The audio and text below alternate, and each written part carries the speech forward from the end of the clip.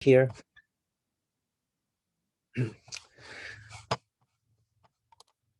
So as once we get there, then because you have the information here, then you can better understand some of the functions of those body parts. So that's the only reason I'm doing this at this point. So what cells normally would be doing, mostly when these cells die, they die through apoptosis. So somewhere in your textbook, you would have a paragraph about that. I think I put the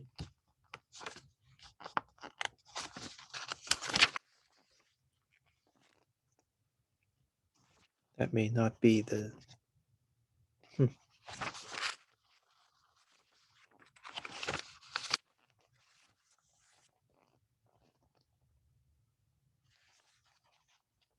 yeah.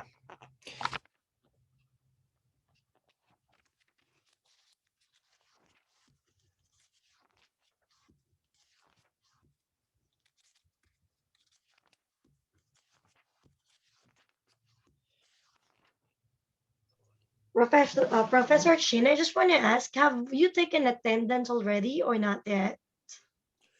I only went after some of the people that didn't answer me last time and never sent in the prelapse. So those are the one I went over. Yeah, I normally don't waste time taking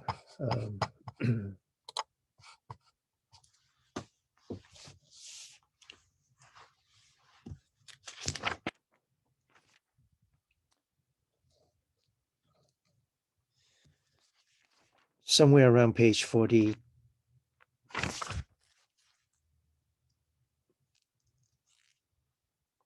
or 41 or somewhere around there in your ninth edition.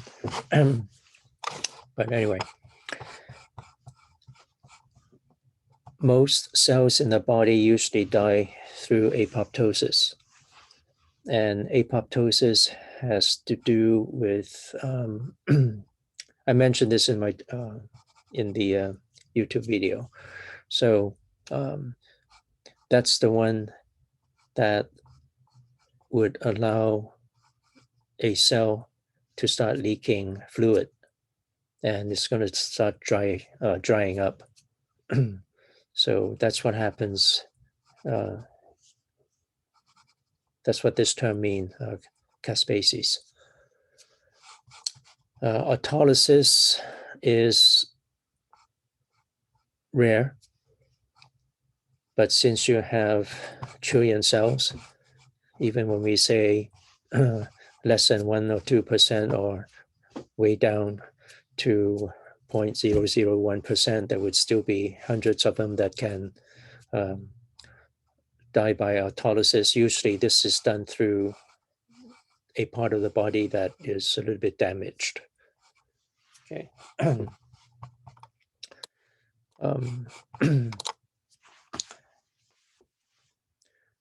Cells regulate the passage of material through anatomical structures.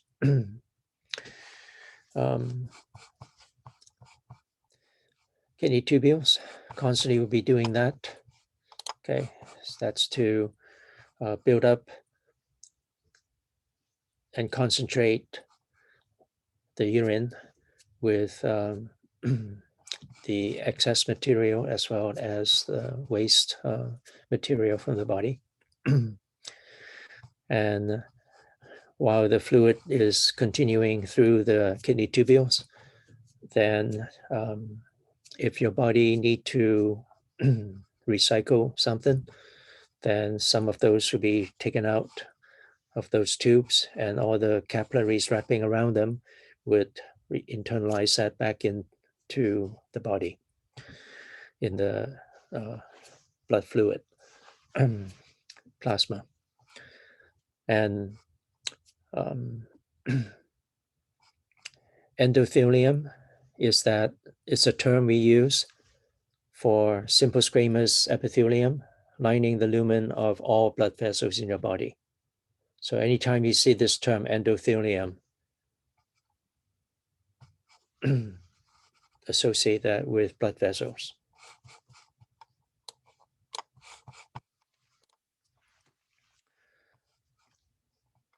Synthesis has to do with building, producing material. Cells in your body can be, these are examples, some examples, and they can produce hormones, they can produce enzymes, and they can also produce proteins. A good example of the ones that we do, one example of the ones that would be sending out hormones. The aldosterone that would be released by the suprarenal gland. I use suprarenal gland. Others, your textbook still uses adrenal gland. Talking about the gland that is sitting on top of the kidney. Okay. And the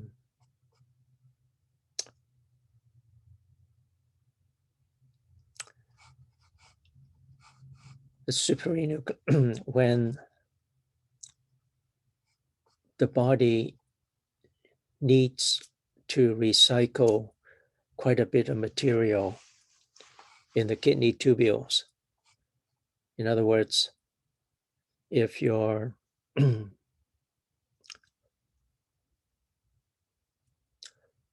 blood pressure is dropping, in other words, whatever is being sent out do not have a whole lot of salt, as well as water and other items, then aldosterone is going to be sent over to make the membranes around the wall of these kidney tubules to leak out salt and water, and the capillaries would be taking that back into blood circulation. That's how you continue to maintain as much as possible the blood pressure, systemic blood pressure, to keep it from continue dropping.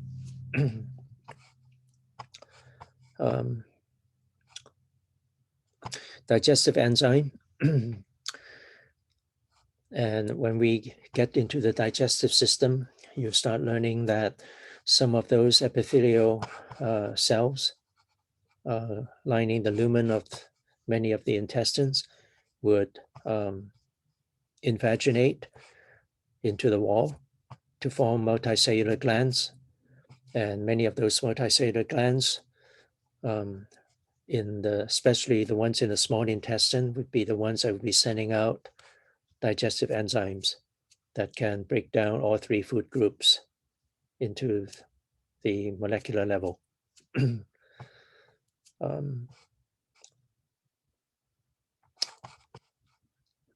proteins that are being built, when we get to, well, all muscles, almost all muscles have these ones, especially any muscles that would have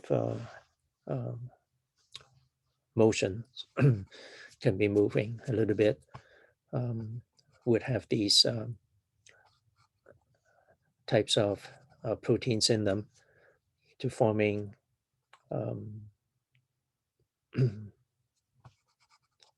items that are referred to as actin and myosin filaments. Okay, thin actin filaments and somewhat thicker myosin filaments. These are the ones that are packed into the skeletal muscle cells. Okay.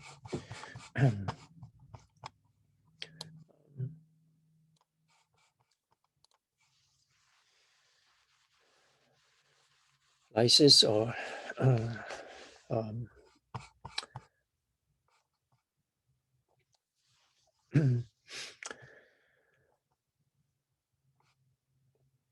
pathogens are disease-causing agents, and if some of them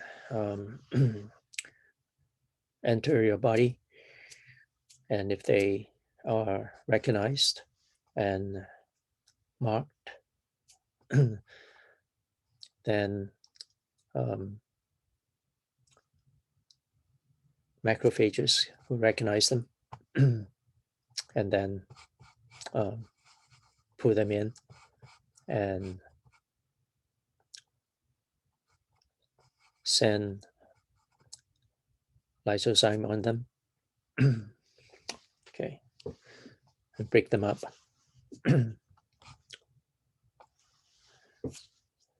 also in the intestines, the ones that's going to be internalizing nutrients are the ones that will be breaking down items that are put in as macromolecules.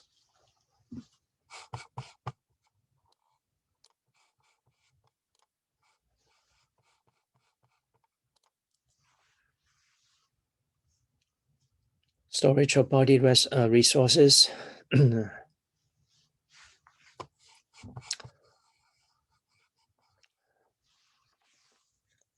Fat cells throughout the body would be internalizing that and maintain that. And then there will be, when we get to the osteology, then we'll be going through the cells that are responsible for taking calcium from the blood and then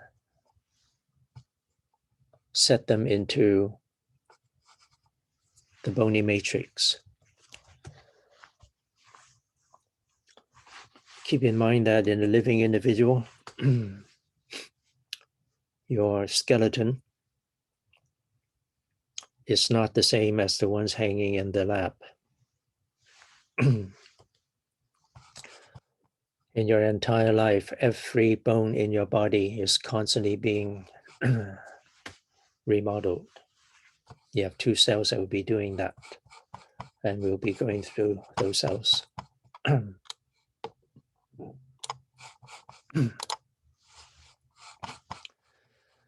Control body energetics in an orderly manner, the cellular respiration, the whole set of actions, and at the end of that, well, you had this in biology.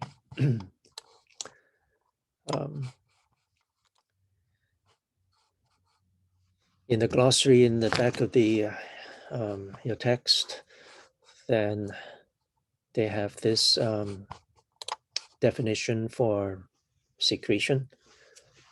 It has to be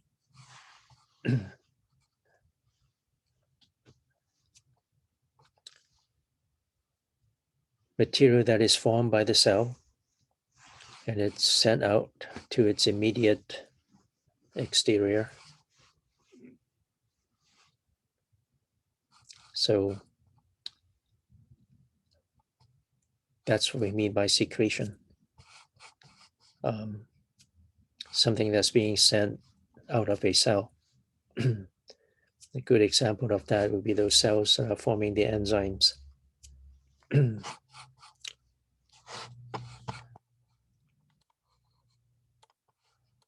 Your book gives you the definition of secretion, but doesn't give you the definition for excretion.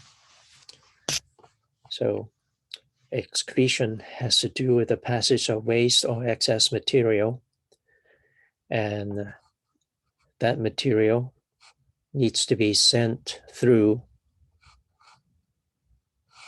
a living membrane before reaching out of the body. into the external environment. Okay, so that's the difference between excretion and secretion. Secretion is done inside your body most of the time. Excretion is done through a living membrane before reaching to the external environment. So the organs that are involved in doing this, kidney, your lungs, the liver, skin. Okay. So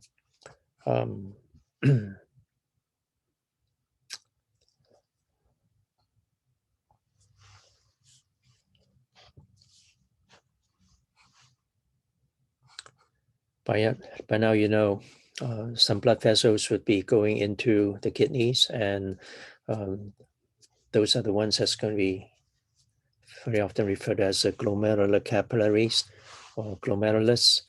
That's where the waste material or excess material is going to be pushed out from the blood plasma, and it would continue through the kidney tubules. So that is going through the living membrane, and then eventually that is going to continue out as urine. And all things that are not taken back into recycle. For the lungs,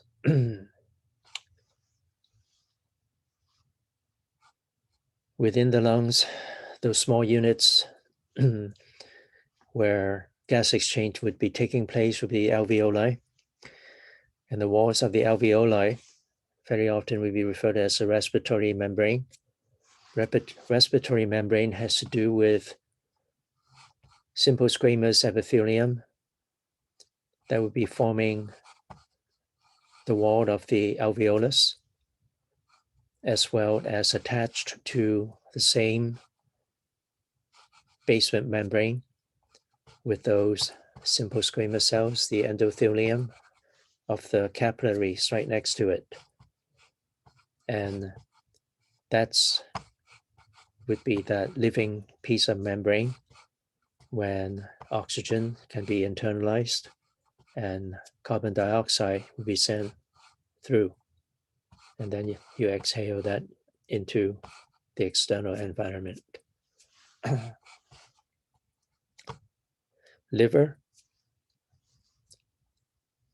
is the one that is going to be producing bile, and bile is the item that is going to be sent into the small intestine, and bile is the one that's going to be maintaining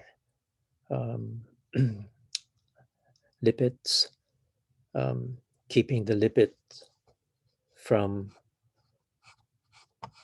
covering the lining of your intestines, so you won't be able to internalize nutrients.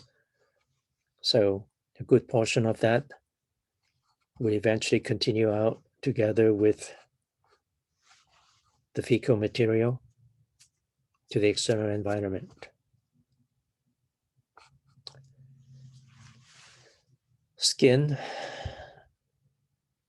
with the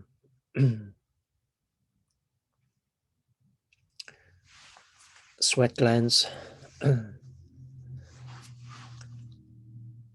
would take over what your kidneys would be doing when you're exercising. That is the reason when those marathon runners, when they run past the places where they have water, they drink and continue running. They don't have to go to the urinals. And that's because when you're exercising, your blood is going to be sent to your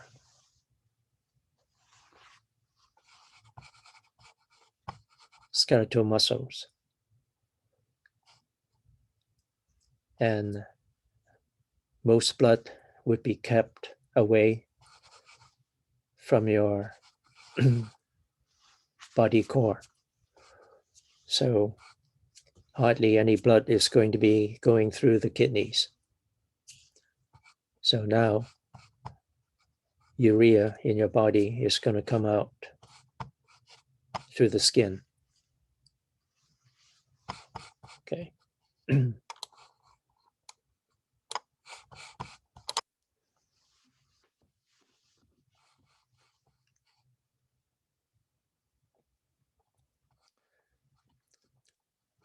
Examples are the one that would be forming and maintaining those matrices of material in the body, bone matrix, as well as the matrix of the cartilage.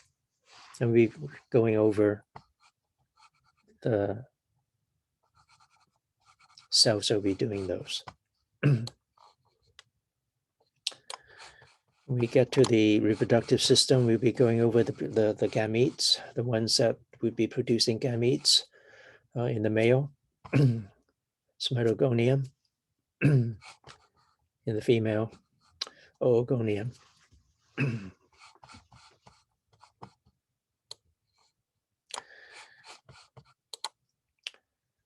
Cells that are capable of phagocytizing items.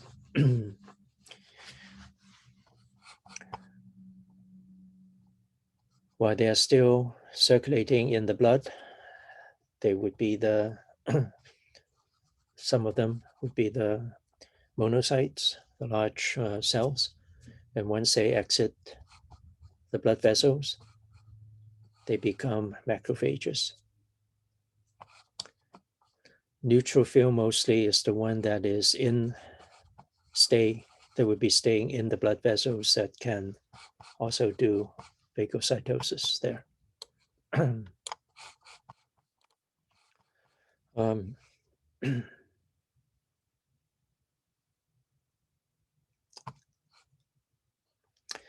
Yeah, facilitating movement.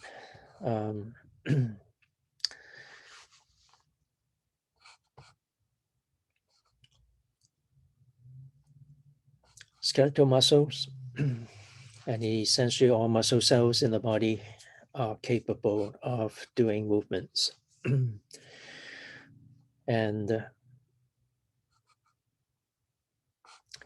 items that would maintain as much as possible minimum movements would be the items that we refer to as ligaments. Ligaments are the ones that's going to be linking bone to bone to keep the bone from moving much.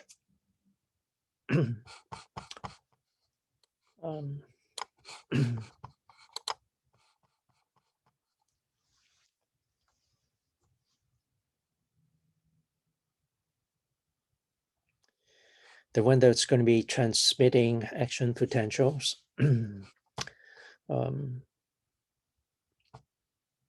Yeah.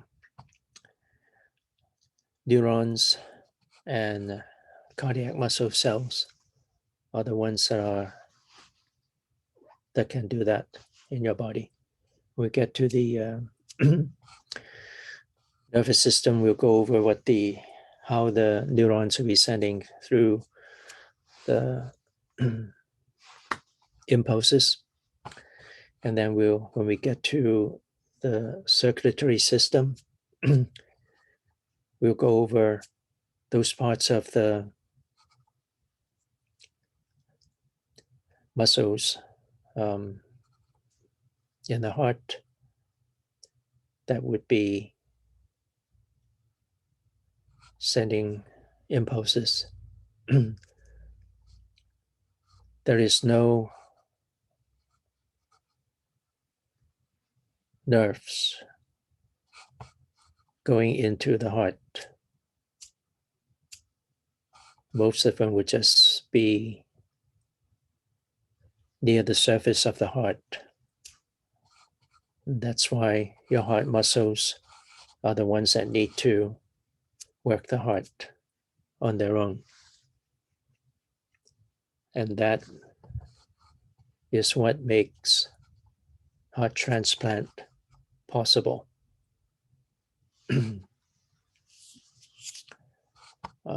Yeah, those SA and AV nodes are the ones that would be doing impulses.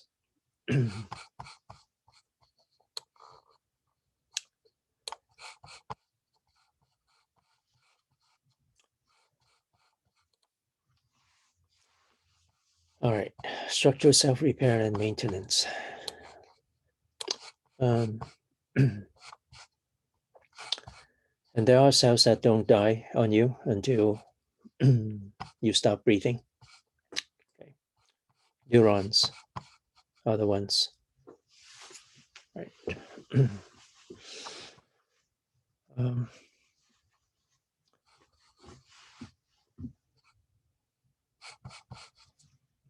Major components of cells.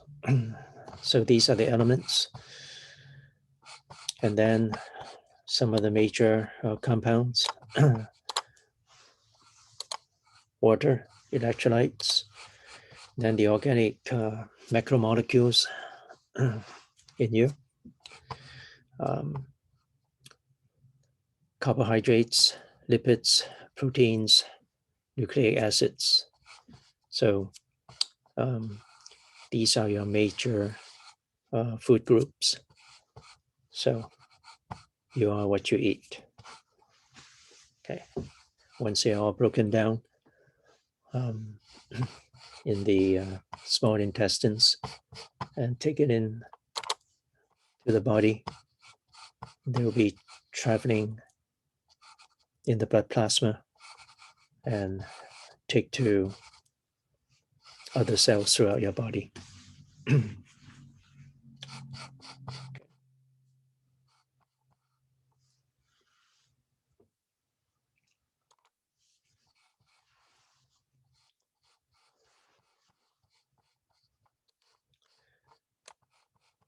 In your first exam, there will be a few questions, 5 or 6 questions about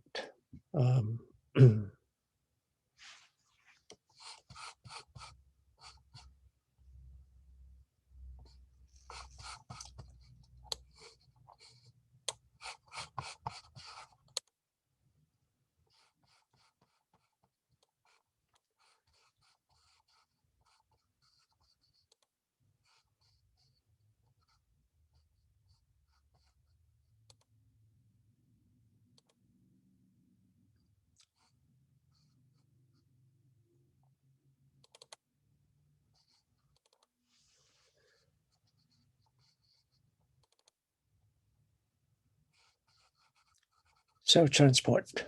Okay. So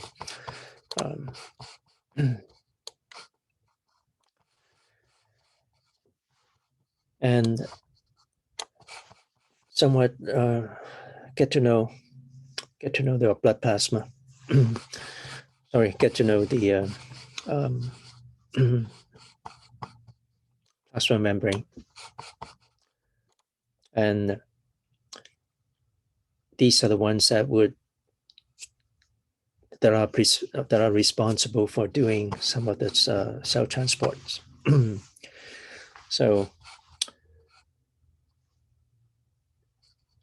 in most cells, all cells in your body, they would have the plasma membrane or plasma and that would be the protective boundary of the cell. This is the one that, with those cells that are stuck together, they are the ones that would be connecting one another at the plasma membrane. And then this is the part that's going to be provide reception of hormones into that cell, as well as some enzymes, antibodies, or they can also produce some of those, and then mediating the passage of material into and as well as out of the cell. And as you go through these ones, at some point you would have a better understanding of what we are talking about with when we start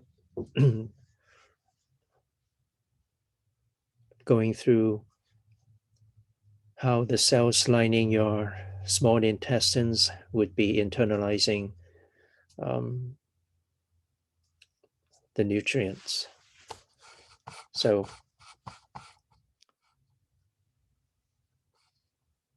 plasmalemma has the two layers that are referred to as the phospholipid bilayer. So that's what you're seeing here. And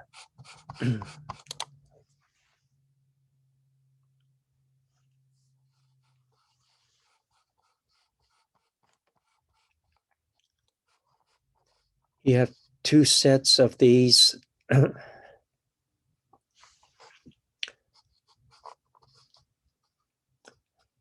on these two layers. And the part that would have the polar heads and the hydrophobic part of the nonpolar tails. And that's what we are talking about when we are referring to the phospholipid. So the head end is hydrophilic. So that is the reason you have the head end on this side facing the cytoplasm. Inside your body, within as well as outside of the cell, you would have fluid, mostly water-soluble material. So that fluid is going to be coming to those polar heads. The non-polar tails would be facing one another, and that part is hydrophobic. When something is both have parts that are hydrophilic and hydrophobic, that's when we use this term, amphipathic. Okay. So water-soluble material can only come to the heads of these and not continue through the tails.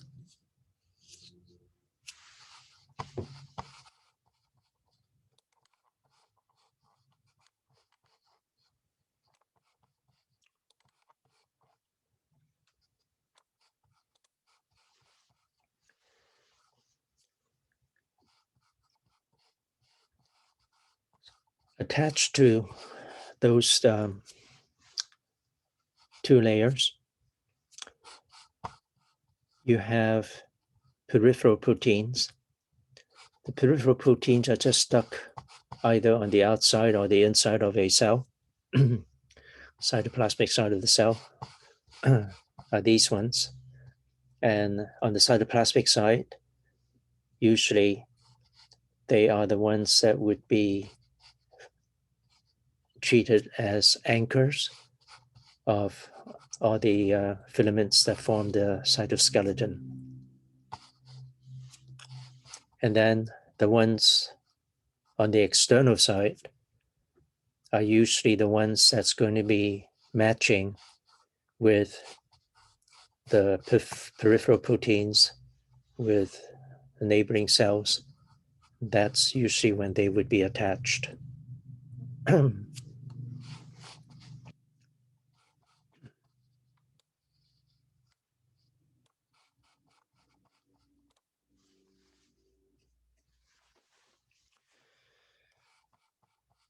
Integral proteins, these are the ones that are totally embedded in the phospholipid bilayers. And some of them are referred to as channel proteins. I have a channel here, and those are the ones that allow water and water-soluble material to enter or leave the cell.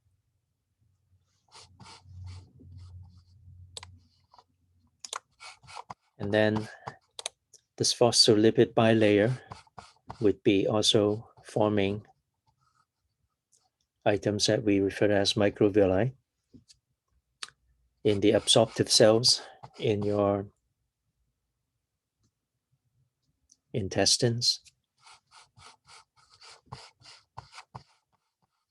on the part that is right at the lumen of those intestines. Those cells would have microvilli. It's kind of like folding of these parts of the phospholipid bilayers, and that increases the surface area of that part of the cell. And that is the reason, especially with your small intestines, absorption is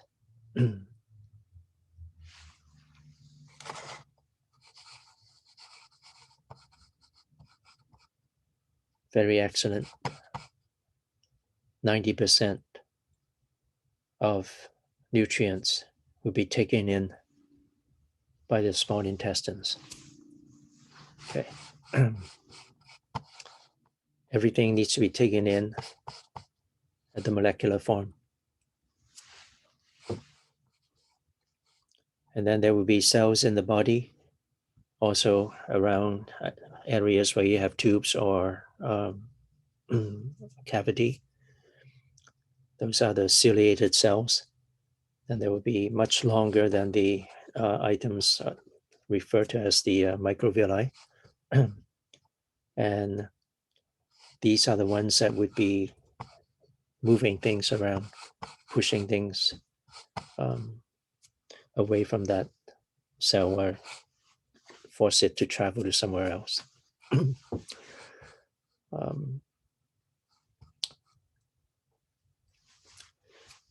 The flagella essentially would be the tail of the spermatozoan. Okay. So essentially, these are either projections or some extensions of the plasmalemma.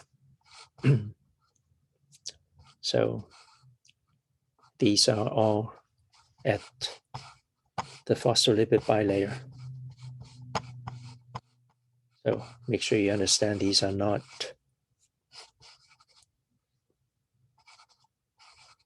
the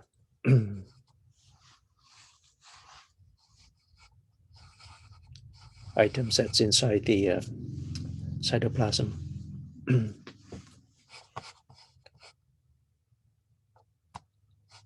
So in the cytoplasm, you have all these ones, right? So that takes care of page 1B. Any questions here?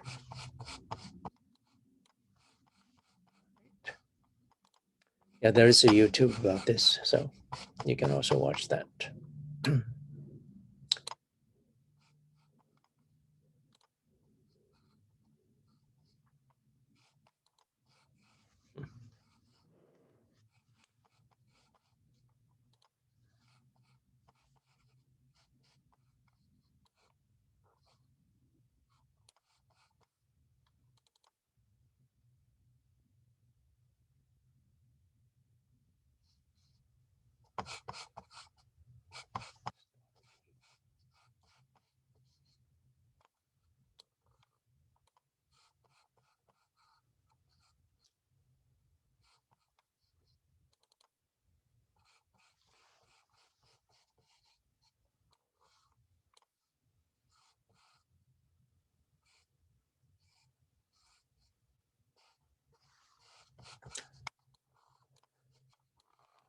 So we will continue with histology.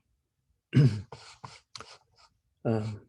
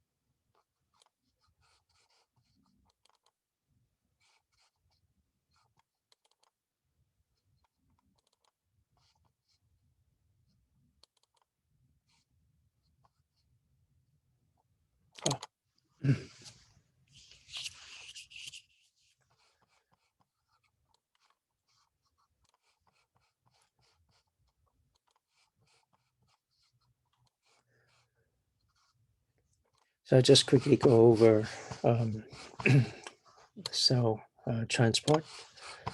So on page 2A, um,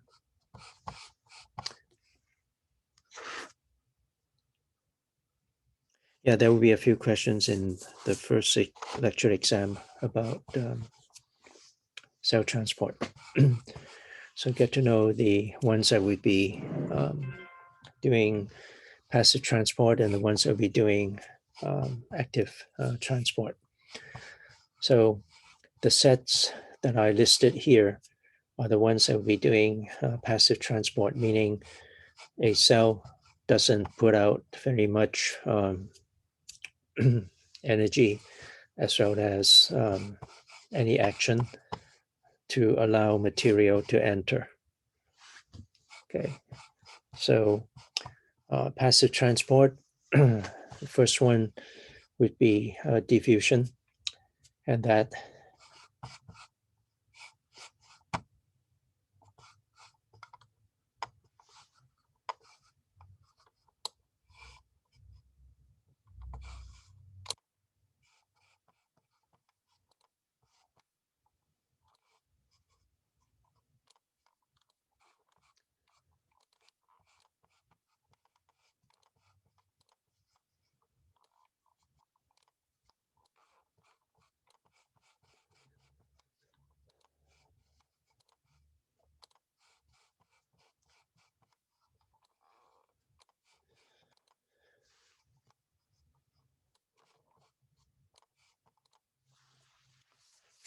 by diffusion we are talking about something that would be going from areas of high concentration to areas of low concentration. So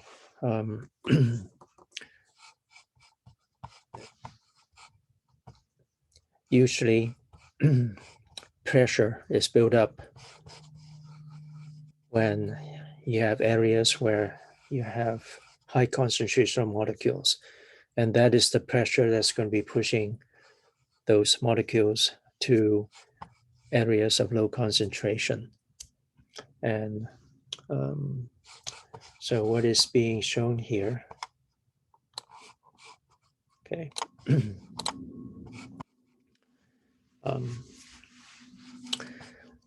lipid and lipid soluble material can easily go through the the tail ends of the phospholipid bilayer. So when you have a higher concentration of those lipid soluble molecules here, then they would build up the pressure to push some of them into that, through the plasma lemma into the cytoplasm. And the cell never put out any energy for that to happen.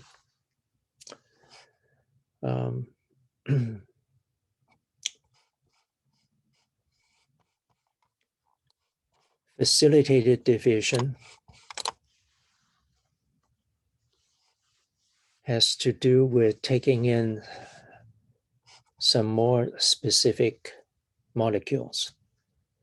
And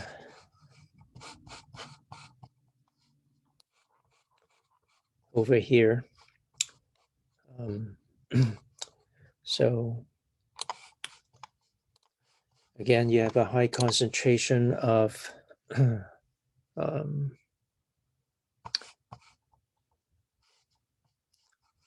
fructose maybe, or glucose, simple sugars, molecules. And some of them would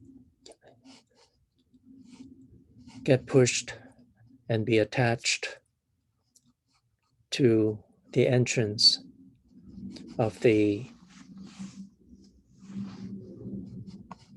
channel protein.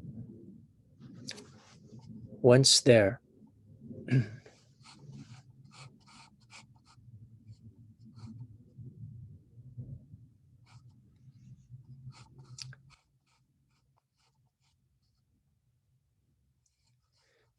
that protein is going to start changing its shape, simply because they are attached there. And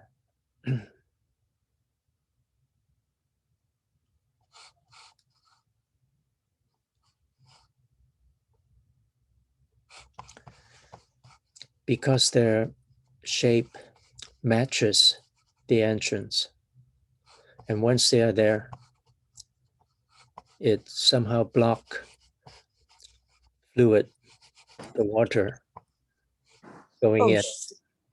Did you spill my mess? And then I know. and then just being there, okay, because it blocks the fluid, that molecule would change the shape of the channel and allow that channel to be even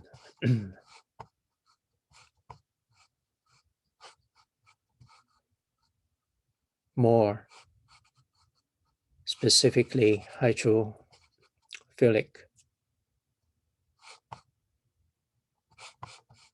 to internalize that item so that water can still come in. So again, the cell never put out any energy for that. This is kind of like you have the ticket to see a show. You show the ticket, you walk through, and that building never put up any energy for you to come through. Okay.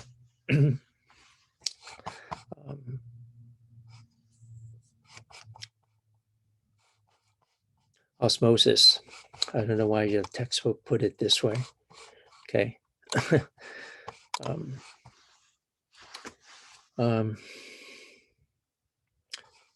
Somewhere in the text, it kind of mentioned how water can actually find a way through the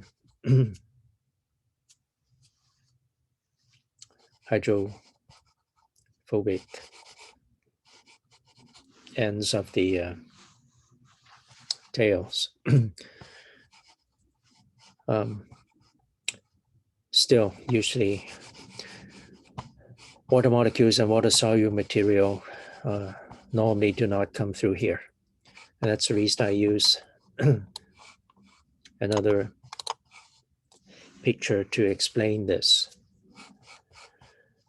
For osmosis, and the reason the cell doesn't put out energy to have that happen has to do with simple diffusion of water molecules across a selectively permeable membrane.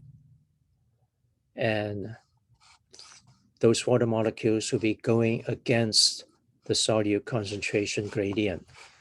What do we mean by that? These green items are sugar, okay?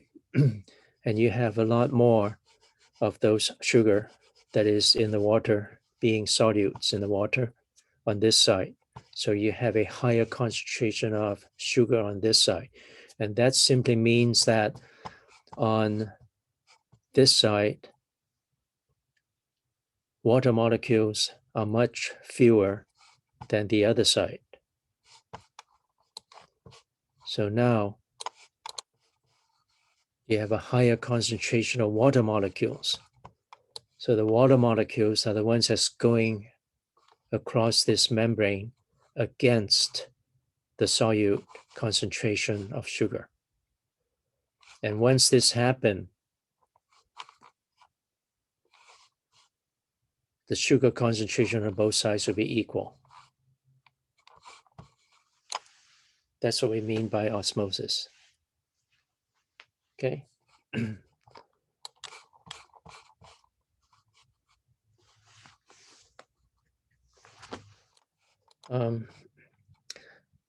The reason I mentioned dialysis here has to do with the separation of material that would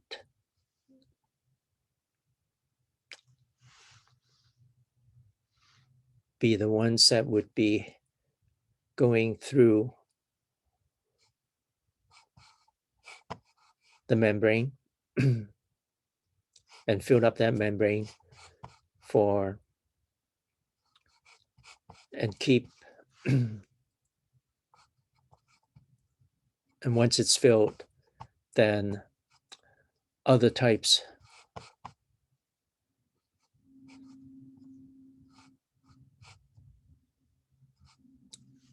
would not be going through.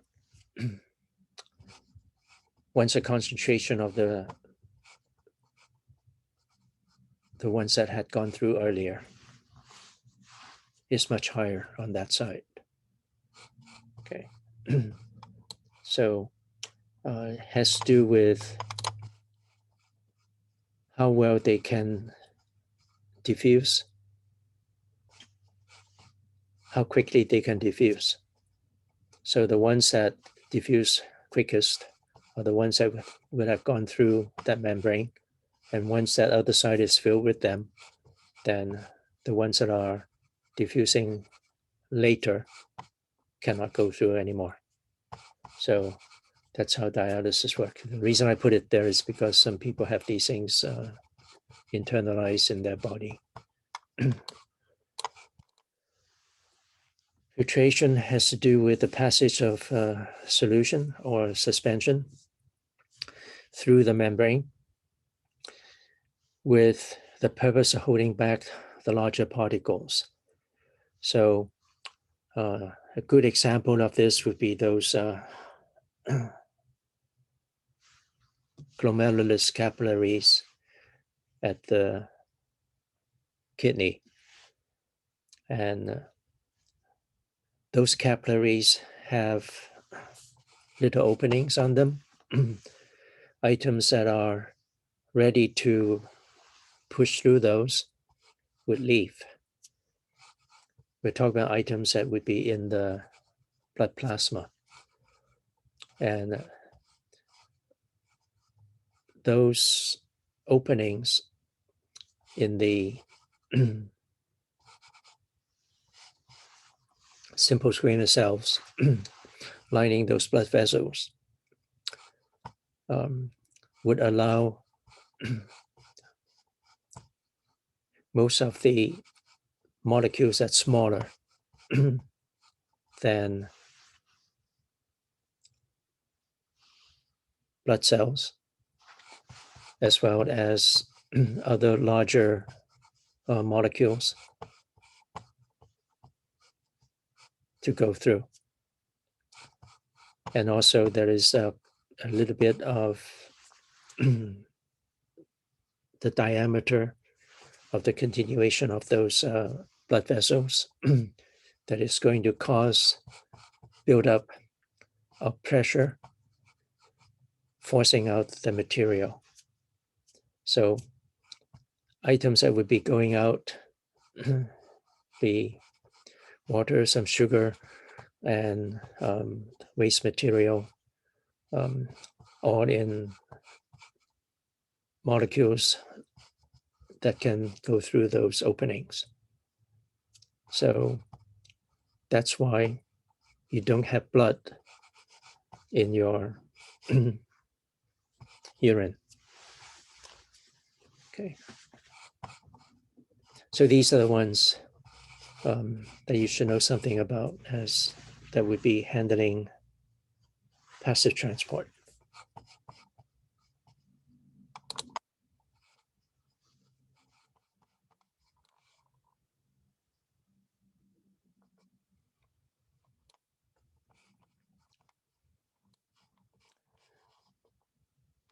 And here,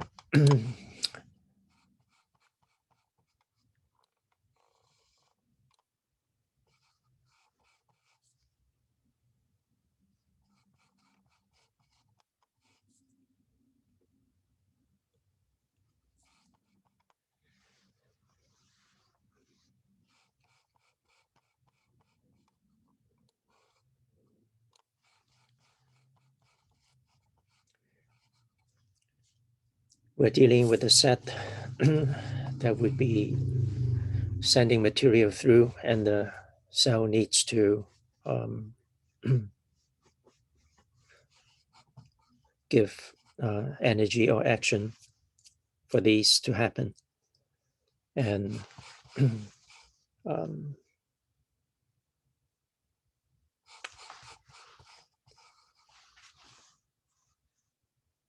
there are other types of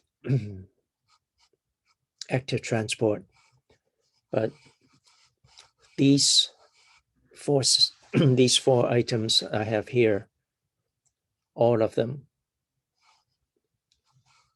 have something to do with forming a fascicle. Just by noticing that, it tells you the cell had given energy for that, to do that. For exocytosis,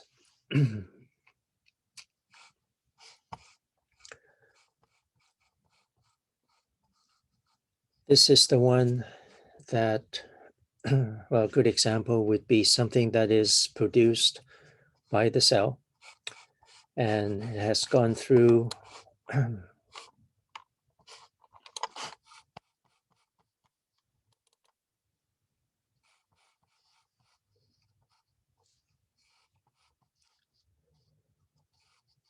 rough ER and sent into the Golgi apparatus, and the Golgi apparatus will be forming those vesicles with those molecules of material that's produced in it, and then it will be sent to the plasma, and the building up of those would have the same phospholipid bilayers. Okay, these are built by the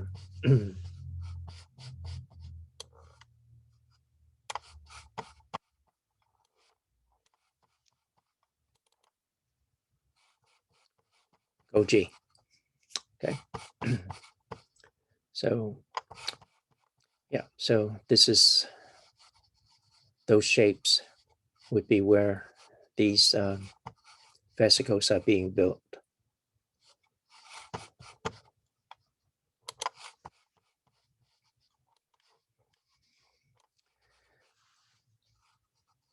And within those phospholipid bilayers, there will be a protein that is referred as a snare protein. And that is going to meet up with the ones at the plasma membrane. And once they connect, they start pulling apart. And now that material would be sent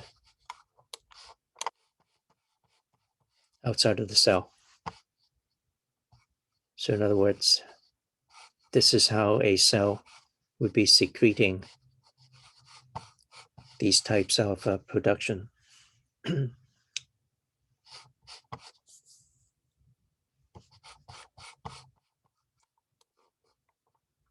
Phagocytosis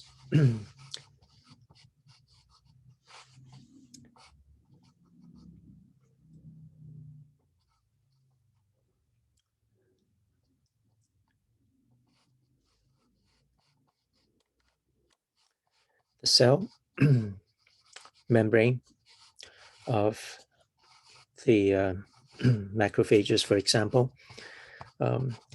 would have these items here. So, and when they've noticed something that they need to take in and phagocytize them or break them up first, that membrane sac here is going to be referred, that is going to be formed, that would be wrapping around, reaching out and wrapping around that item would be referred as a phagosome. And the phagosome would have these structures that is going to be attracting the lysosome. And lysosome would be coming here and start releasing lysozyme. And that item is going to get broken up.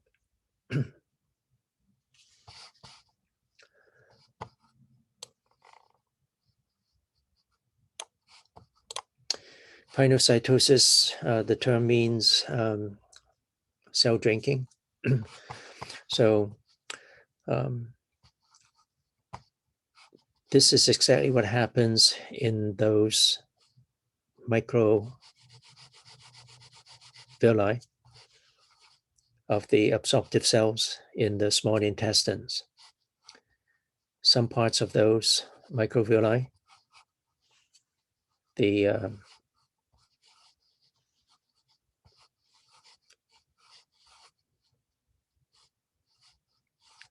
phospholipid bilayer would invaginate once you have the nutrient molecules sitting out here. So when these things invaginate, it will just pull in some of those molecules, and then it will be taken in as a vesicle. And very often these are referred to as transport vesicles. And they would continue going all the way down to the basal part of the cell, and then it's going to undergo exocytosis down there. Then all these molecules would be sending out through the basement membrane, where the blood vessels down there would be also doing the same thing. Pinocytosis and then phagocytosis into the lumen of the capillary. And now this material would be traveling with the blood plasma. That is what we mean by absorption when we are dealing with the digestive system. Okay. So you have actually two sets of cells that would be undergoing these two actions.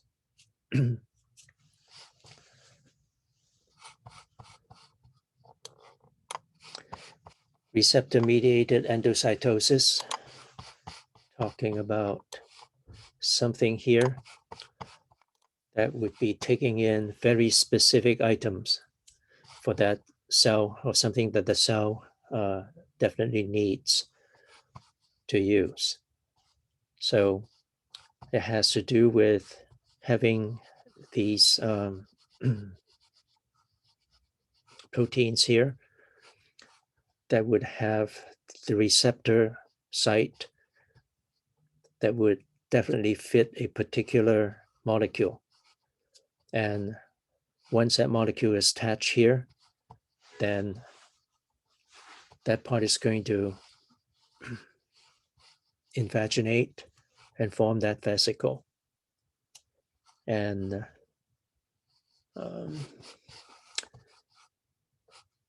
yeah, it would have these items here. It's not labeled in your book, but these kind of grayish items here, those are the ones that are referred to as clathrin. And also these are the ones that would be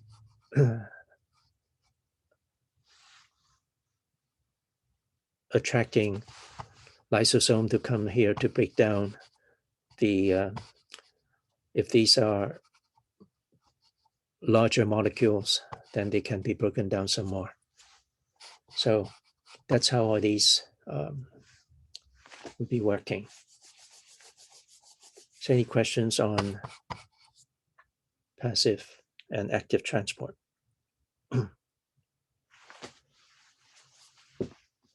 No.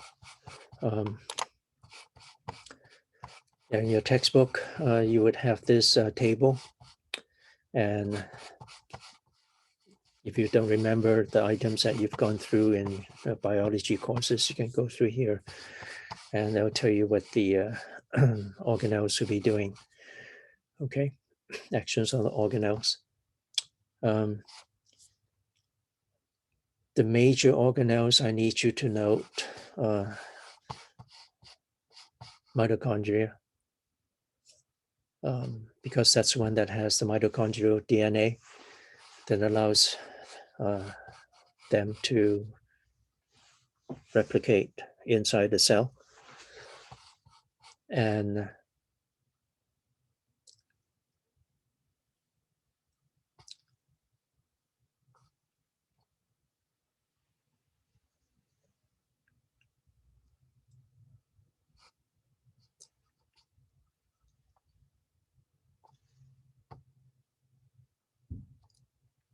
this DNA in you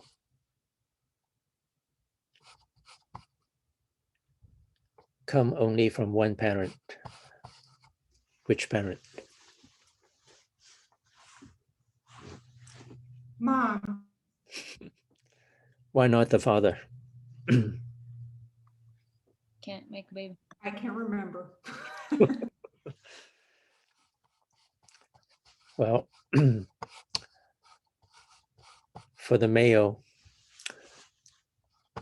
the spermatozoan, the item that allows the spermatozoan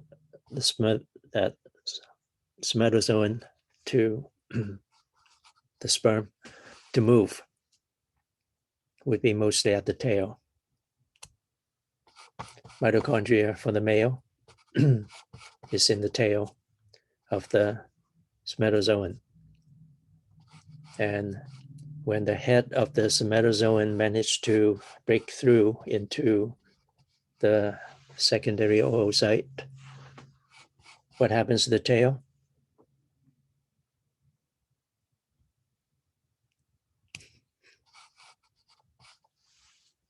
It breaks off.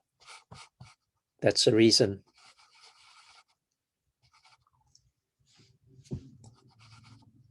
You have your mitochondrial DNA from your mother.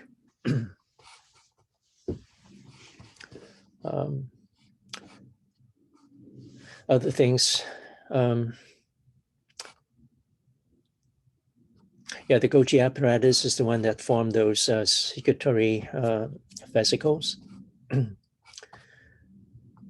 Those are the ones that goes through exocytosis to secrete the material produced by the cell. Okay.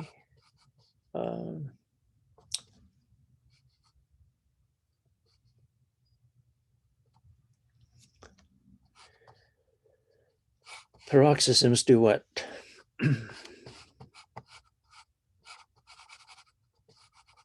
It detoxes. And the organ that does that most is the one that is going to be taking in the blood, the first organ that's going to be taking the blood that has material that's been internalized from your intestines. So very often there may be some toxic material there, and liver cells are the ones that have most peroxisomes in them. Hepatocytes are liver cells. Okay. And I never ask questions about the nucleus and the material in the nucleus. All right.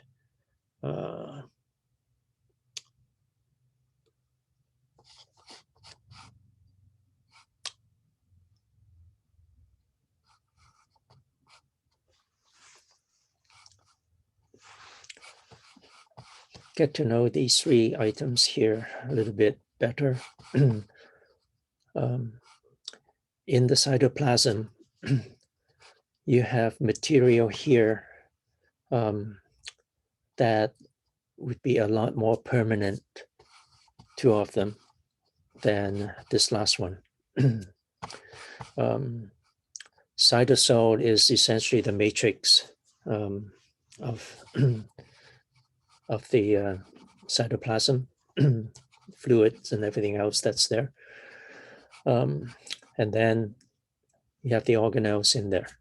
So these two are pretty much permanent items. Inclusions are temporary material. A good example would be pigment.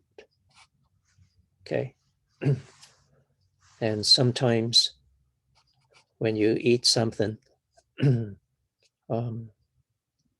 would have pigment, it can internalize into some of the cells in the body. And a good example would be the carotene material that is in the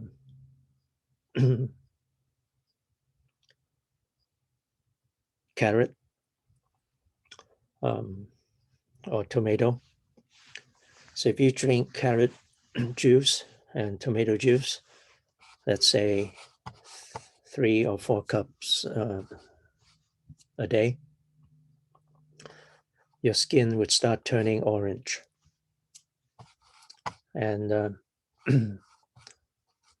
but it's temporary. Eventually it will leave. But if you say drinking a lot more for about a week or 2 weeks, then you will start turning orange, and you don't need to paint yourself when you go to the Giants games. So, Professor, are you saying the last president ate a lot of carrots? try that someday. Try that for 1 week. Drink 4 to 5 glasses of carrot juice and look at your color in the mirror.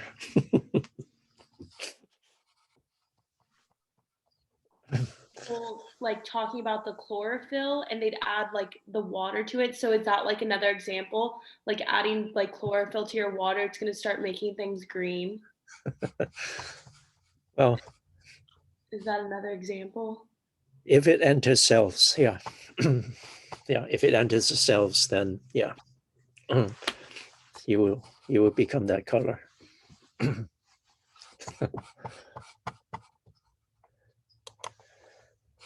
Okay.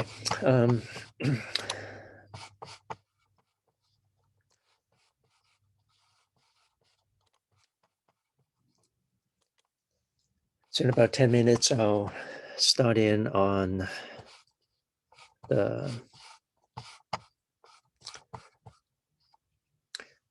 start finishing lab unit 1 again.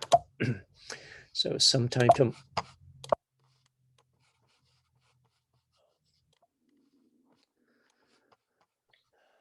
Professor, you said we can do the quiz up until tomorrow, but on Canvas it says that it was due today. that's right. That's that's because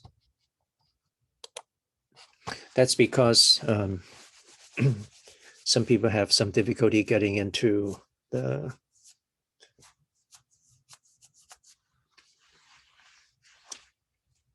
POW, and some people might take longer at this start of the course. So after the first 2 items, then I'll require you to start sending those ones in at the actual deadline. Okay. Okay, thank you. And we can take it multiple times, correct? I don't care how many times you take those POW. Yeah. So I expect most people to have a very high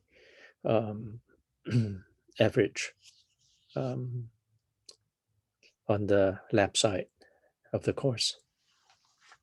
Okay. And so the more times we take it, the more extra credit we get, right? No.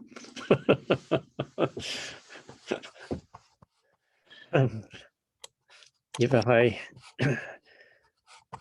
if you have a high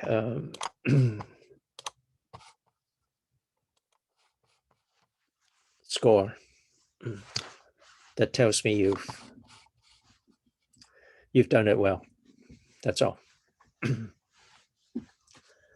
Professor, what if we already emailed you our score, but we want to retake it to get a better score? Can we still email you Do it. with the new? Yeah, do it. Okay, thank you. Mainly if you need to do something. One quick question too. Yeah. Go ahead. In terms of our exams, Right. are they going to be Are they going to be timed live, like via Zoom, where you kind of make a setup like a workspace, or how is that going to kind of go down? On the first lecture exam, I'm just going to send you an answer form, and you can fill in that answer form when I project the questions. Okay.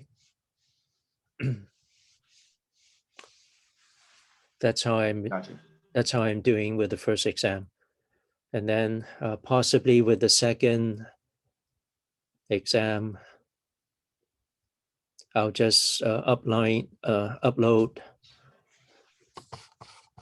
the exam, and I'll also again be sending you the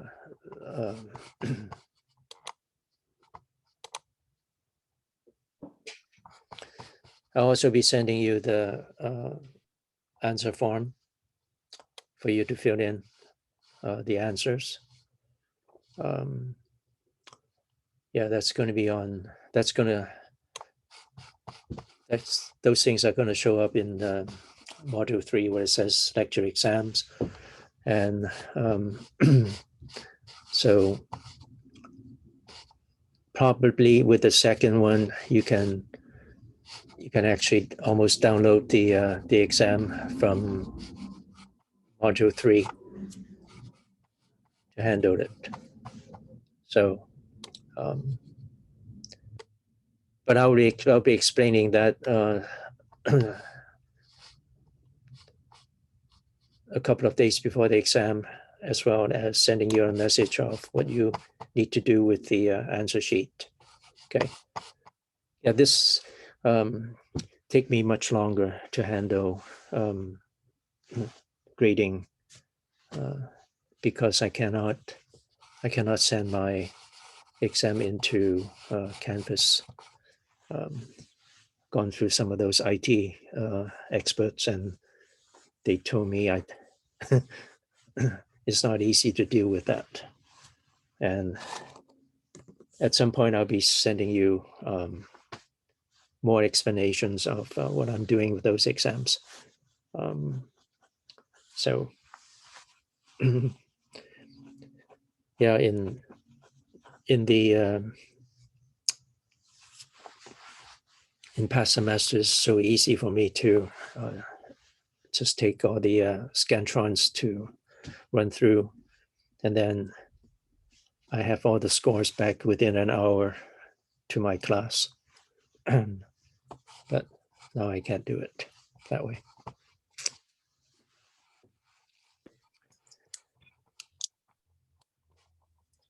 Professor, sorry, last question, sorry. For the day of the exam, are we gonna have class that day? It's possible. Yeah. Okay, thank you. Yeah, after the first exam, there will be. I'll continue with lecture, and after the second exam, I'll start showing some special videos for those people who want to do some research presentation for the class. I'm just showing them the type of things that they can use, that they can easily explain with anatomy. And you get 2 semester bonus points. Somewhere between half semester bonus point to 2 semester bonus point. We're talking about the the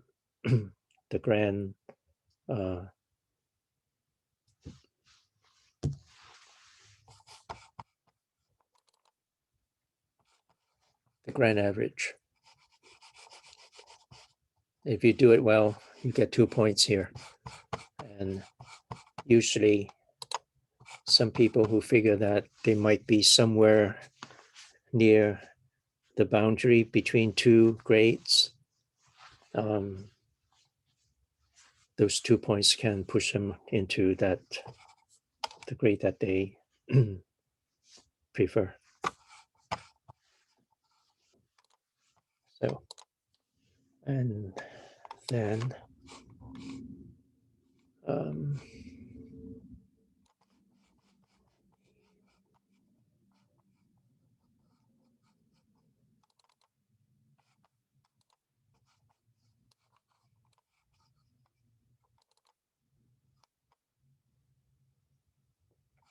yeah, just before I forget, somebody asked me about the BiFit items for the cervical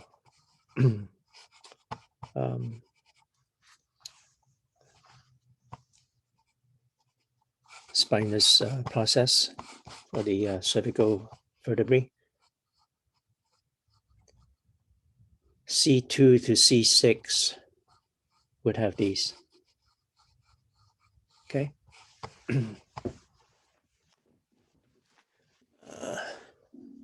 Yeah. So about 10 minutes, I'll start finishing this. So we'll be going into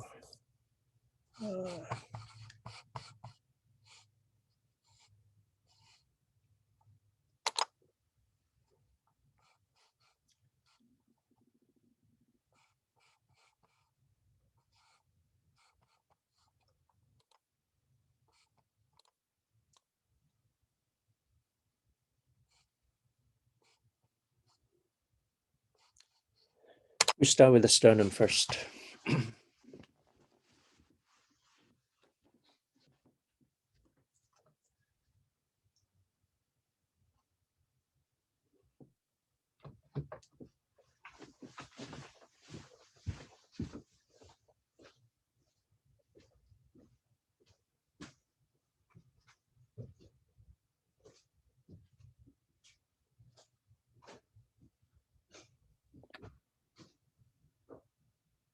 Does anyone know if we're allowed to use our notes for the exam? No idea. I hope so.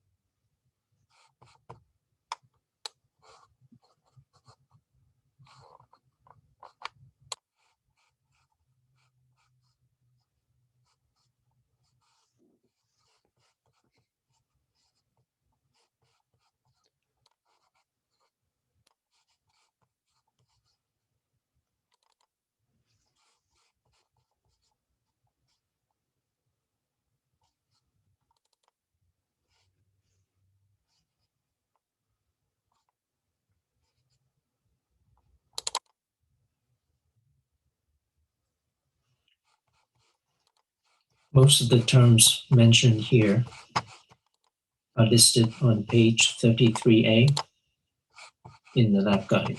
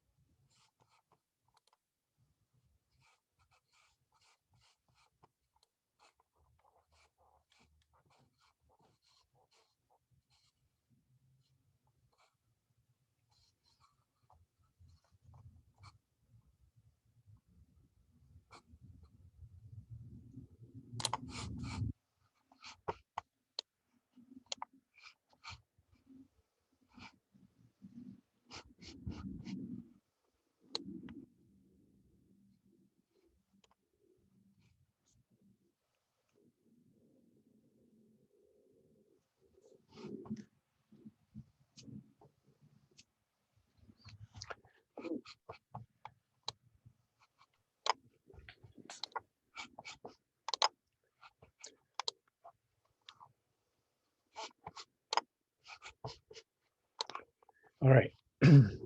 Sternum.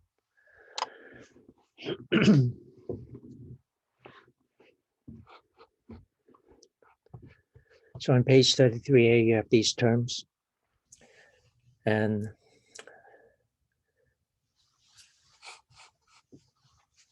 at birth, a person most likely would have close to 7 beats of bones here. And over time, they start fusing. And then eventually, the bone would have these 3 parts. And that usually occurs well past age 25. Okay. And usually around 25, the manubrium of the sternum, which is this top portion here, the manubrium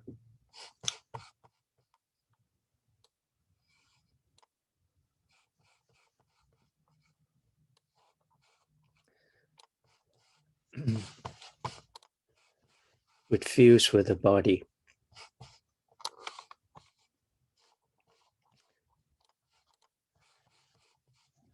And then the very bottom part of this bone is often referred to as the xiphoid process. And xiphoid process usually for almost all people would not fuse with the body until age 39. Okay. So for the physical anthropologists out there, when they go through bury places of early people, when they find a sternum that has the xiphoid process attached to it, immediately they can figure that person is older than 40. If it's not there, then most likely person is younger than 40.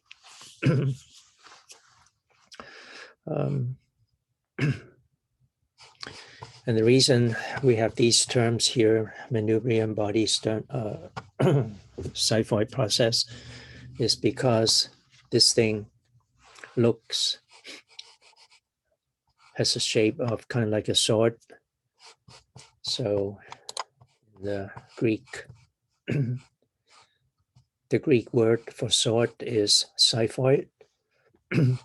Manubrium is Latin for handle. Okay.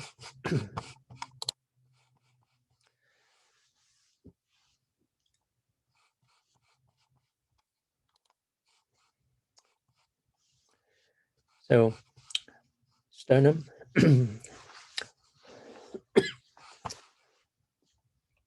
would have these 3 main items: manubrium, body, xiphoid process. Most of the time, I don't ask people that term body, simply because almost every bone has that named.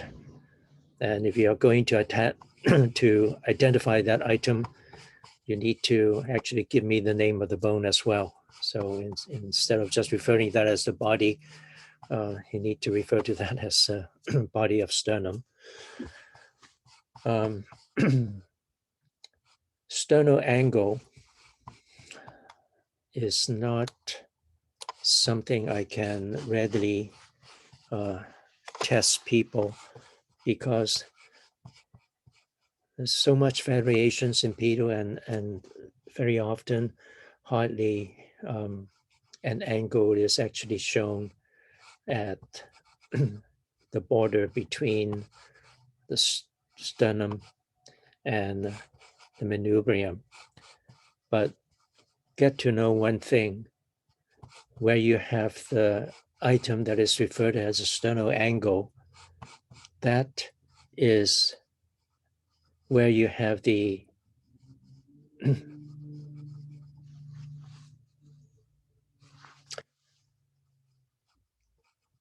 joint, the articulation with rib number 2.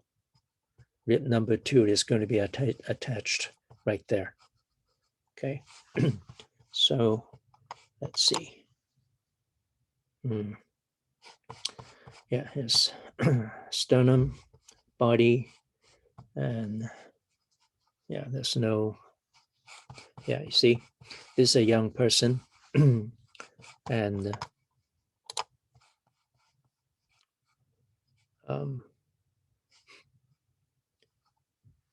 maybe around 6 years old or something. Has the sternum, the manubrium. This is still the body, and the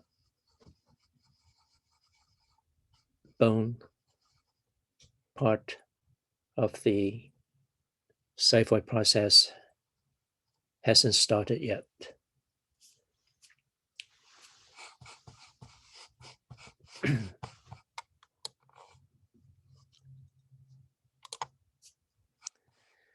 The jugular notch, which is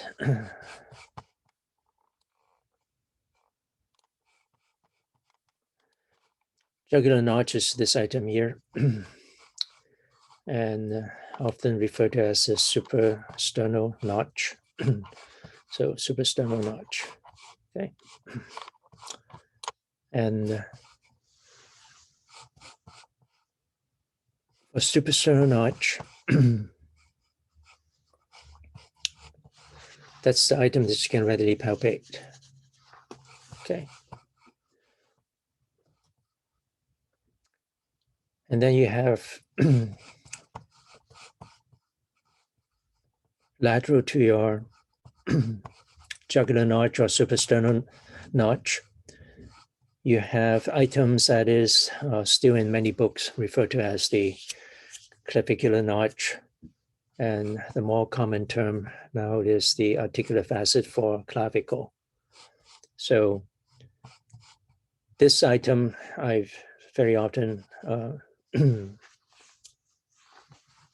test my students in lab quite a bit.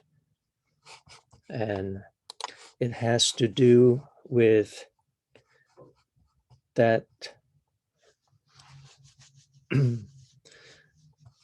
once you move lateral from your jugular notch, you can sense that part of the clavicle, which is called the sternal end of the clavicle. And the reason I need people to know about the clavicular notch, because this is where you have the sternoclavicular sternoclavicular joint. And this is the only articulation of your upper limb to the axial skeleton. That's the only joint linking your upper limb to the axial skeleton. That's it. Okay. Now, you can easily figure that. All right. It's right here.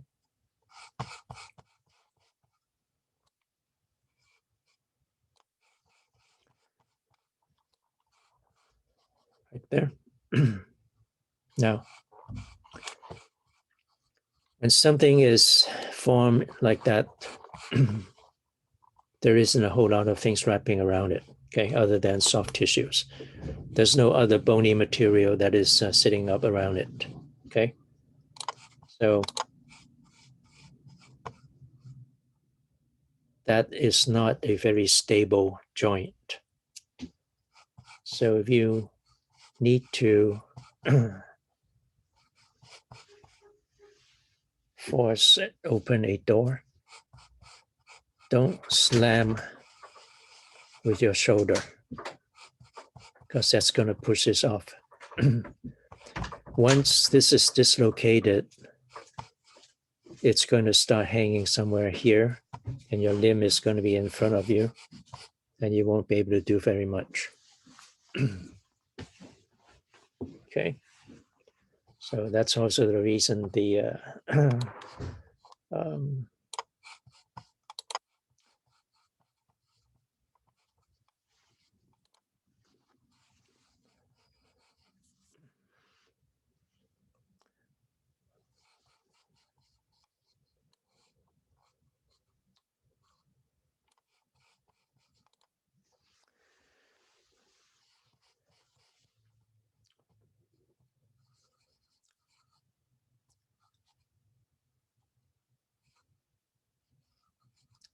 military and the police pretty much know that.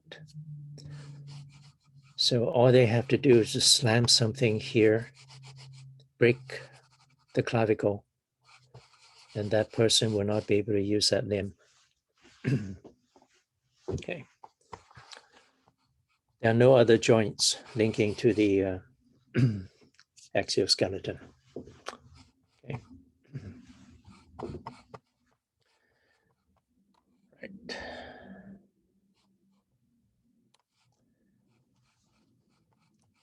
And now there are other notches. Okay.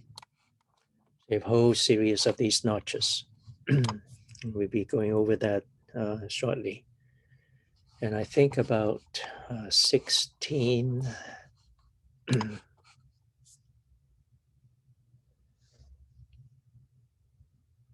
about 16% of the population would have some parts of the xiphoid process that's not totally formed as a complete bony item. And some people would have actually two openings here, and maybe most people would have one opening like this. It's called the clavicular foramen, and or xiphoidal foramen, and the forensic technicians are drilled that when they see something like that, it's not a bullet hole.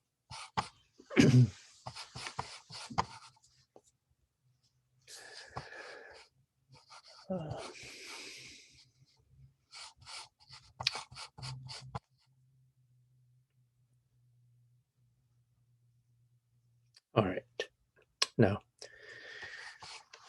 we'll be moving to the ribs. So let me go over those parts where ribs would be.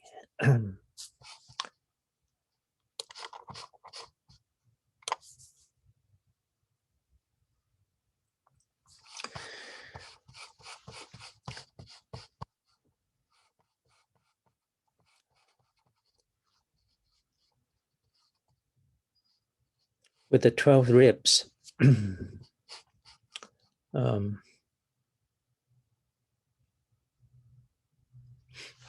yeah, there are also some variations in people. There are some others that would have a pair of ribs sitting in the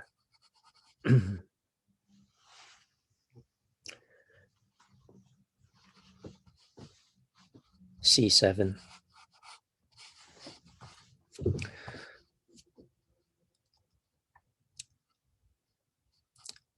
All the ribs will end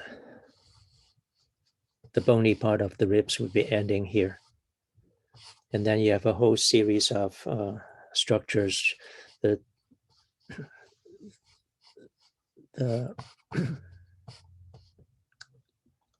illustration in your textbook has a better picture, more accurate picture of the shape of all these costal cartilages. And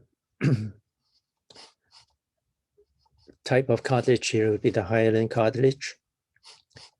And each one would be linking the rib, okay, all the way down to rib number 10. And what you're looking at, these skeleton pictures, those are not done very accurately to what they actually look like. But anyway, that's where the costal cartilage would be. And now, those cartilage, rib number 1 is going to go here. Cartilage of rib number 1 is here. Okay. And rib number 1 would have cartilage linking both rib 1 as well as the manubrium of the sternum. And that piece would make that both parts where that cartilage is attached to would be cartilaginous joint. Okay. Once you go beyond that, starting with 2, 3, 4, 5, 6, 7.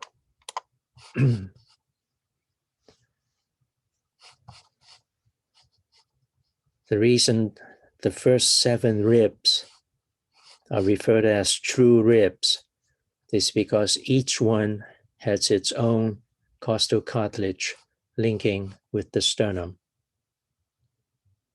Okay. Now, one more thing for you to note.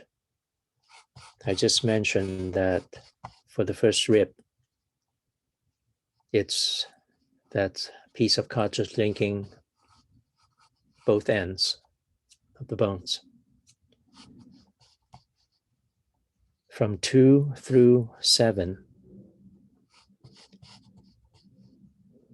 the cartilage at the end of the rib is just cartilage and rib and bone right there. At the sternum, at these notches at the of the sternum, this is one of those rare places where cartilage would be forming a synovial joint. So you have a set of synovial joints right there. Okay, so these ones are synovial joints. Okay, starting with rib 2, 3, 4, 5, 6, 7. Okay. Still, 1 through 7 are true ribs because each one has its own cartilage linking with the sternum. 8, 9, 10, each one would have cartilage, 8, 9, and 10 here. That cartilage, sorry, 8, 9, and 10 down here, okay? 8, 9, and 10. This is 7. So their cartilage would come back together and then link with the cartilage of rib 7. That is why those three are referred to as false ribs. And then when you get to 11 and 12, 11 and 12 are also called false ribs, but sometimes they're also referred as floating ribs because they do not have cartilage linking with anything.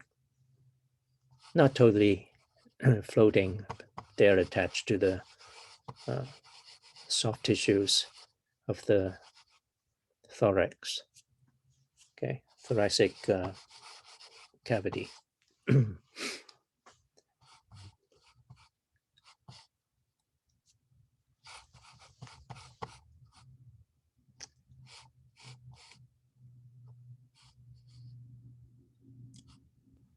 Now, Ribs one Sure. through 7. For the ribs 1 through 7, you said that that cartilage was the synovial joints. You said. no, Oh, 2 through 7 are the ones with synovial joints. Number 1 does not have synovial joint there. Number 1 is a fully cartilaginous joint on both sides. Okay. okay. Number 1 is what joint again? Sorry, I couldn't hear you. Cartilaginous joint. Cartilaginous. Okay. And then sorry, one more question. I didn't on the sternum for rib, like for where it attaches on the manubrium, are there 2 different attachment points? So you have the clavicular notch and then you have a different point where the rib attaches, or does it attach at the clavicular notch? Talking about the clavicle. At the clavicle, it's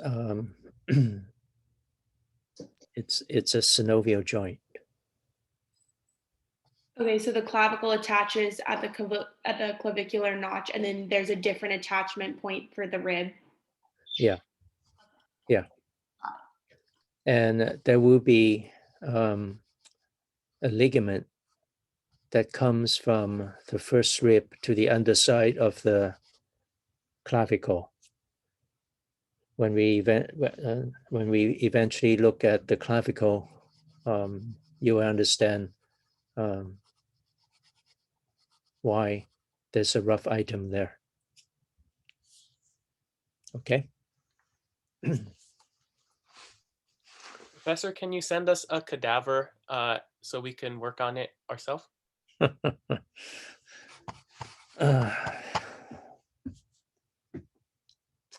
That's pretty difficult. All right. Now, understand one more thing. This is not a good part of the body to get punched. Okay. 11 and 12. They only have one synovial joint with the vertebrae there and nothing in front. So these are the ones that are most often get dislocated, especially with the contact sports. And also, eventually, some of you may need to move a patient from the bed. And because right here, right about here, right about here, you have your lumbar curve. So it's easier to slide your hand right there to kind of pick up the person. Well, once you slide your hand there, don't go that way. Okay? Go near the butt and move the butt over to something. Wherever the butt goes, the rest of the patient is going to follow. So don't go here and put your finger in one of these and lift up the person. You can easily dislocate them, especially with someone, say an old person that has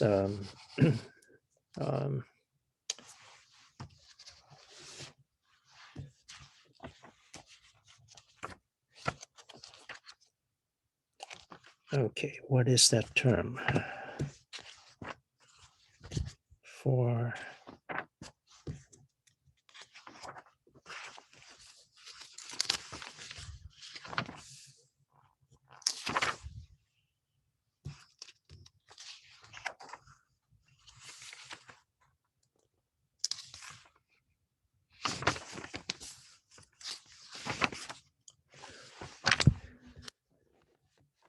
yeah, for an old person who has osteoporosis, for those people, sometimes just sneezing and some of these would crack. Some of the ribs would crack.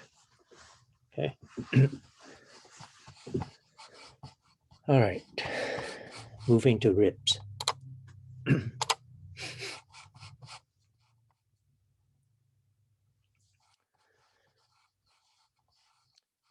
Always make my students who learn these ones in the lab recognize rib number 1.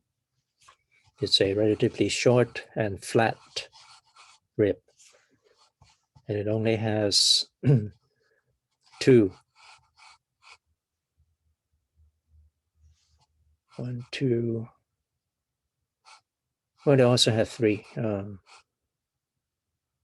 Yeah, it has 3 locations. So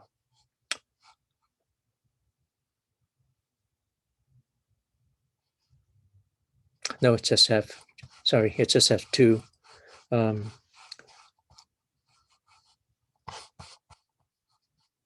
2 synovial joints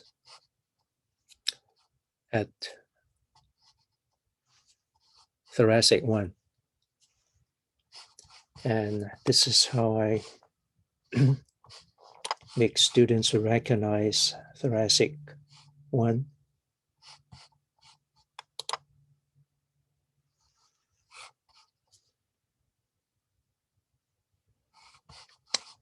That's thoracic 1.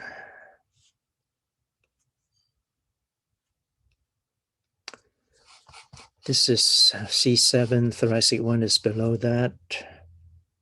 I wish I had taken a picture of the side of it, but I didn't. But anyway, with thoracic 1, it would have a full superior costal facet to articulate with the head of rib number 1.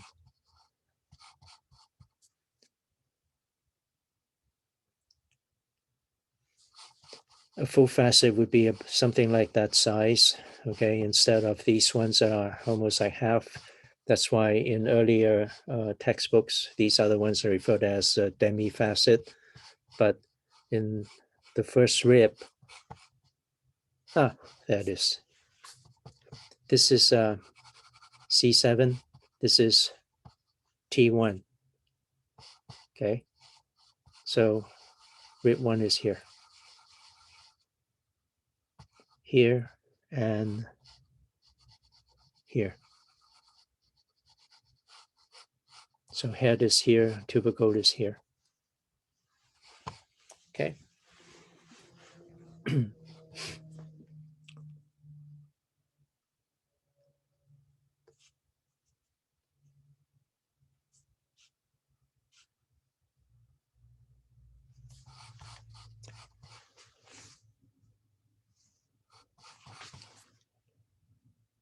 That's what I tell people to deal with.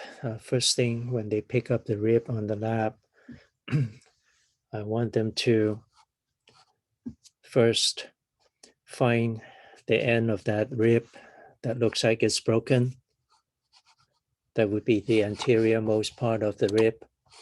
That's where you have the costal cartilage linking it with the sternum. Okay, so it ends just like that. And then the other end is the head of the rib. So that's the posterior part of the bone. And then the next thing I want them to find is this item here. That item is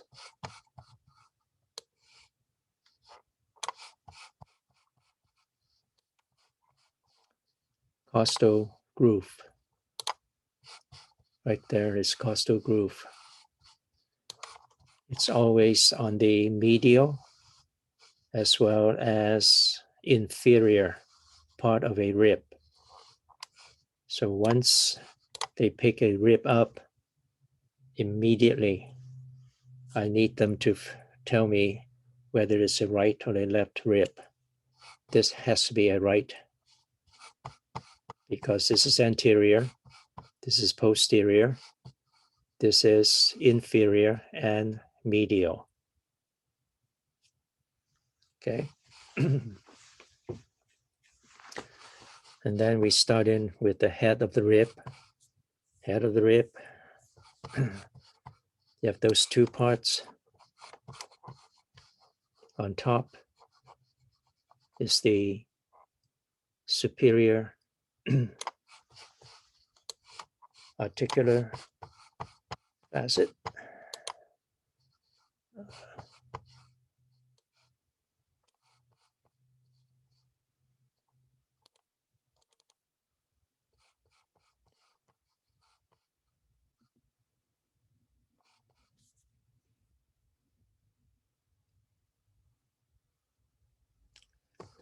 Or superior facet. Okay. Yeah, just superior facet, sorry.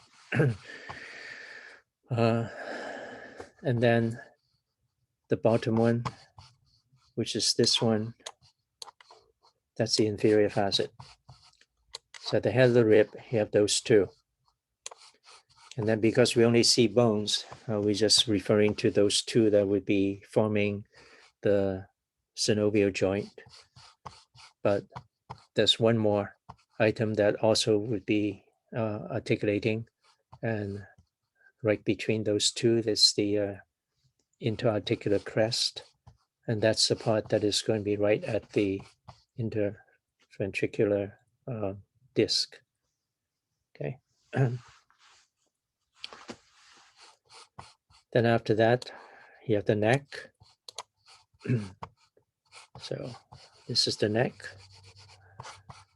And then after that, tubercle. So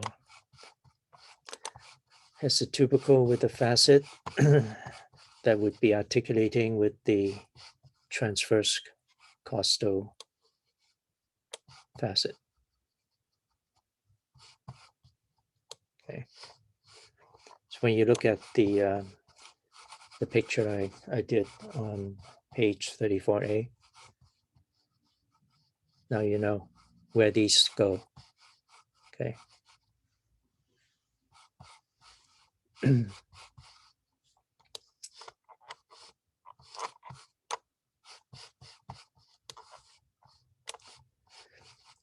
So right here, that would be the costal groove. Costal groove. Well, next time you have your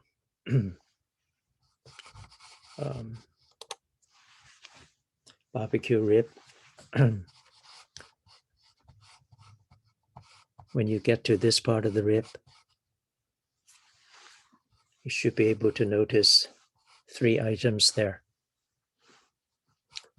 On you, there are 3 items sitting there. So costal groove is where you have intercostal vein, intercostal artery, intercostal nerve. From superior to inferior, those three will be sitting there like that. And that's why the medical students will remind themselves with V, A, and van, okay, vein, artery, and then nerve. So next time you munch on that barbecue rib right here, you should be able to tell which one is which. The two blood vessels would have a lumen. The nerve is a solid piece. Okay. So any question on the rib?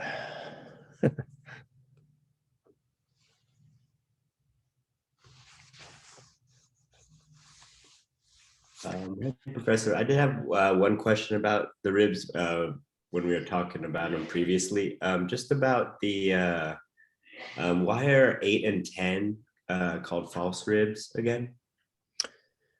Because they have no attachment to the sternum. Oh, okay. Thank Yeah. you. 8 through 12 are false. Okay. And then 11 and 12, in addition to being referred to as false, they also refer to as, what did I say? Floating. Oh, okay, cool. Thank you. Okay.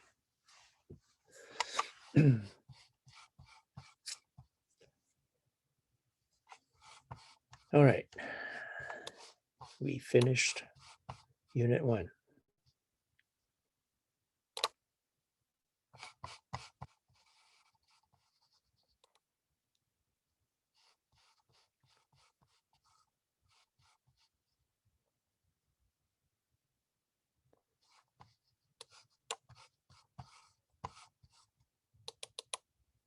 Nope.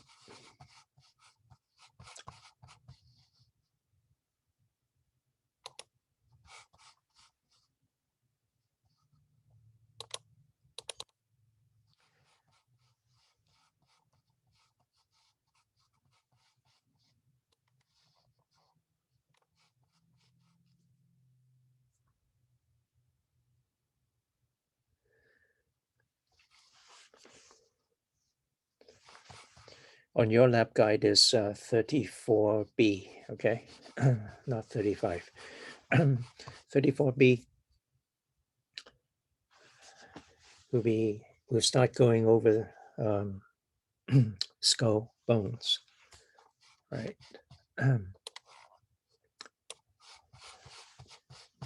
Okay.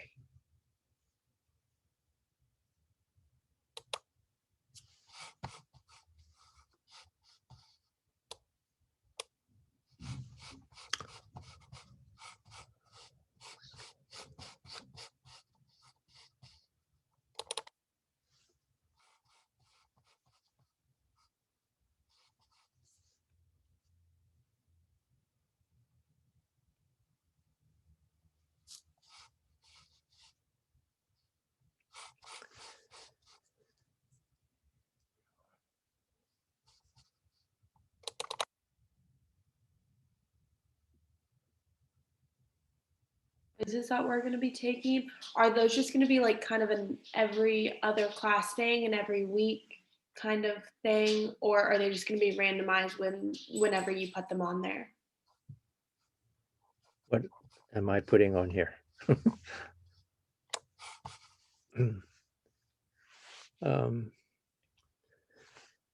Well, in the in-person classes, I never took these pictures.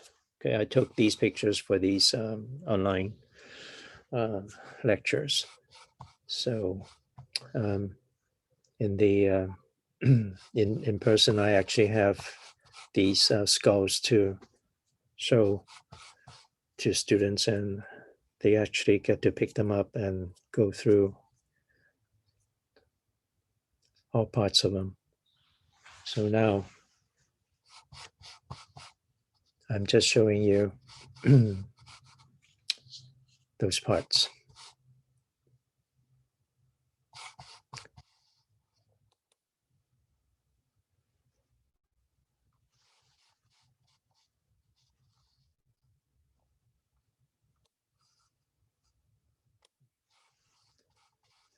All right.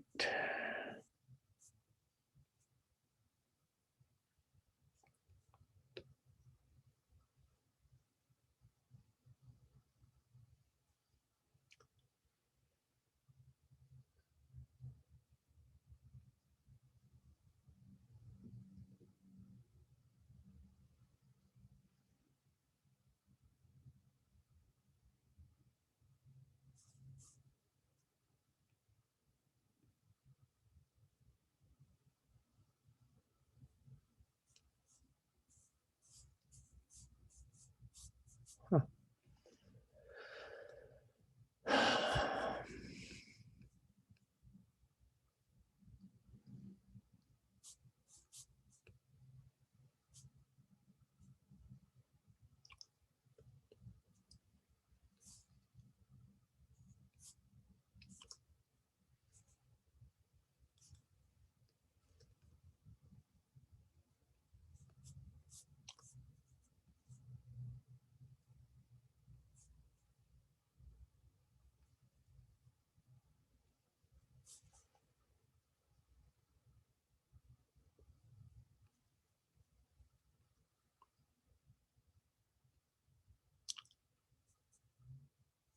All right. Okay. That's something you guys have to put up with. At this age, I'm going through struggling with nominal aphasia. Sometimes I cannot finish a sentence because a keyword slips away. And my doctor told me I'm not forgetting, I'm just not retrieving the words. Sometimes these things keep sliding away from me, almost like an ebb tide. I was looking for the word I had, but I didn't put them on here. But anyway, the part that's been cut right here, this top part, that actually has a word. Eventually I'll remember it, but right now, once this thing is taken away, okay, it's been cut through several of those skull bones. All right, the cranial bones. And once that's removed, then you get to see all this. And this is the cranial fossa, or sometimes referred as a cranial floor. But actually, this whole thing, all the way to the top that is removed, would be the cranial vault. Okay. Or your textbook has it as the cranial cavity. And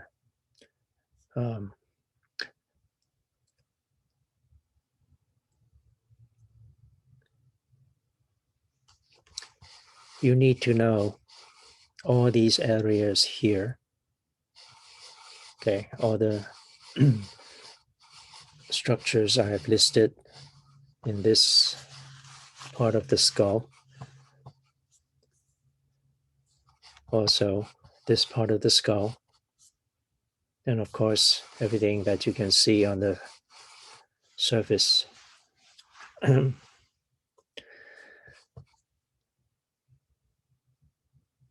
And what I normally do is to go over the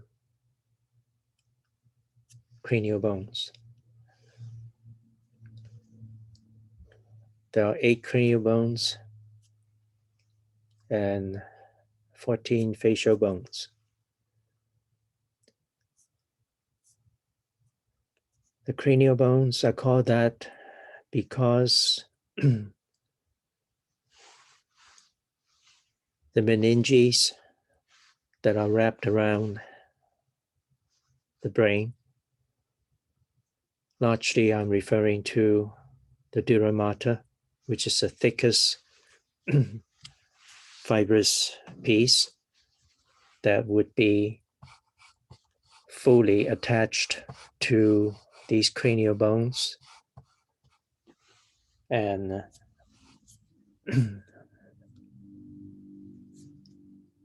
during some of the dissections, when I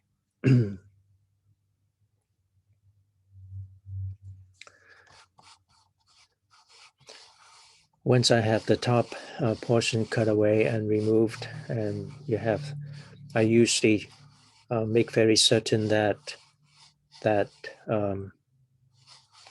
dura mater would still be there. Okay, do my best as I cut through here. I don't cut into or cut past the dura mater. And when I lift the bone out after cutting through the bones, I lift the bone out. That dura mater is so well attached to these bones, it would be ripping off like with the noise that you can hear, like from that those thick pieces of tape. So any bone that would have the dura mater attached to them are the ones referred to as cranial bones. Facial bones are the ones a little bit further away from that. They do not have connections with the dura mater. Okay. So now going through the cranial bones one at a time. And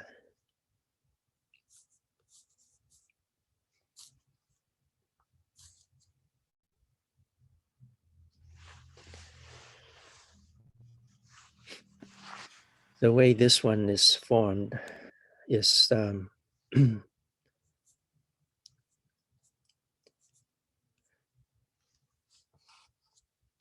once they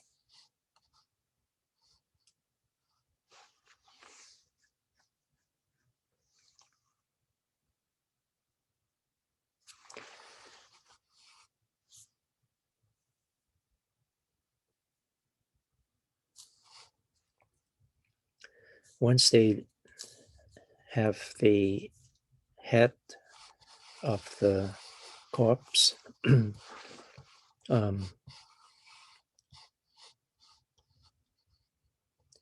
they would somehow get rid of the brain that's inside it without cutting through anything. Okay. And then after that, once this cavity has nothing in it, then they would fill it with beans and then put this in water. So as the beans start growing, they would push these bones apart. That's the only way to remove these bones without damaging them. If you use tools, you're going to be breaking and damaging many parts of it. There are several bones in here, including cranial as well as facial bones, that would have some pieces of bony material that would be as thin as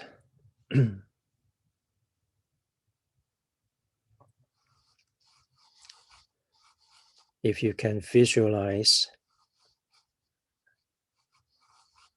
blowing a bubble, and that bubble turn into bone. That's how thin those pieces right here on the ethmoid.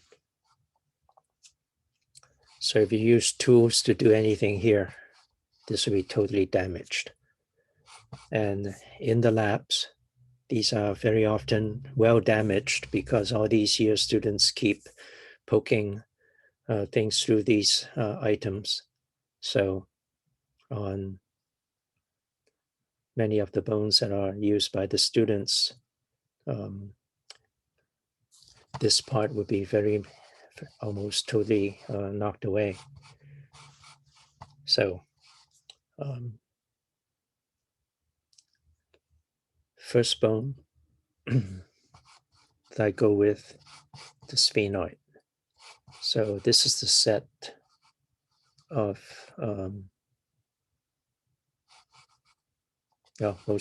almost, yeah, this is a set of the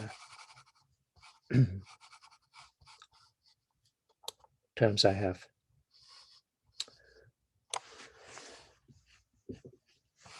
So for the sphenoid,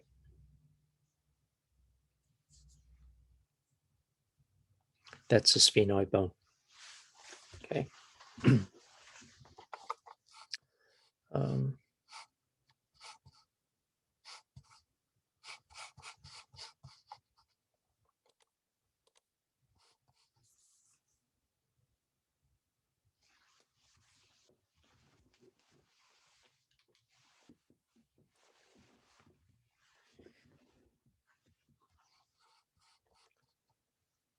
Let's see.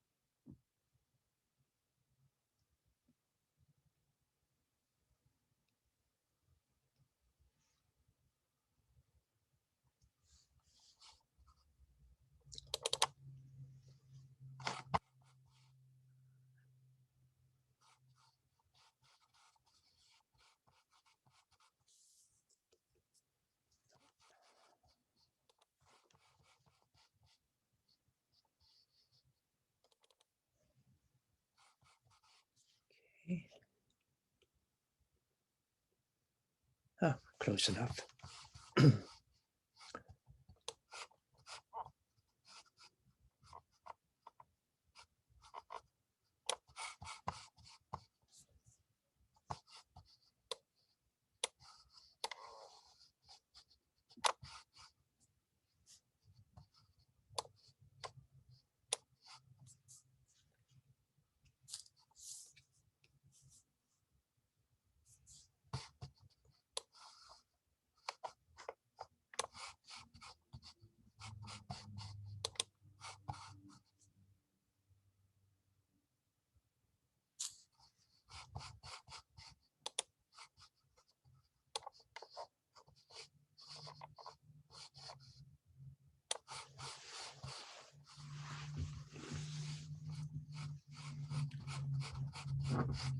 So this is the cranial fossa or cranial floor. And with the cranial floor, parts of it,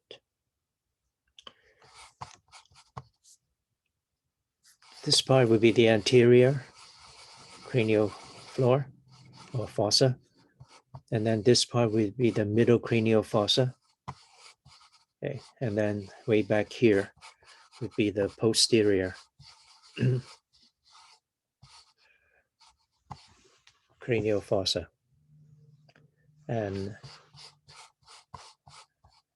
the sphenoid is right here. That's where the sphenoid is. And on this one,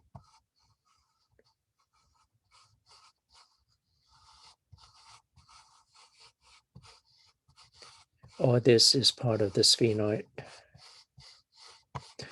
This part is right here is the anterior portion of the occipital bone. Okay. Now,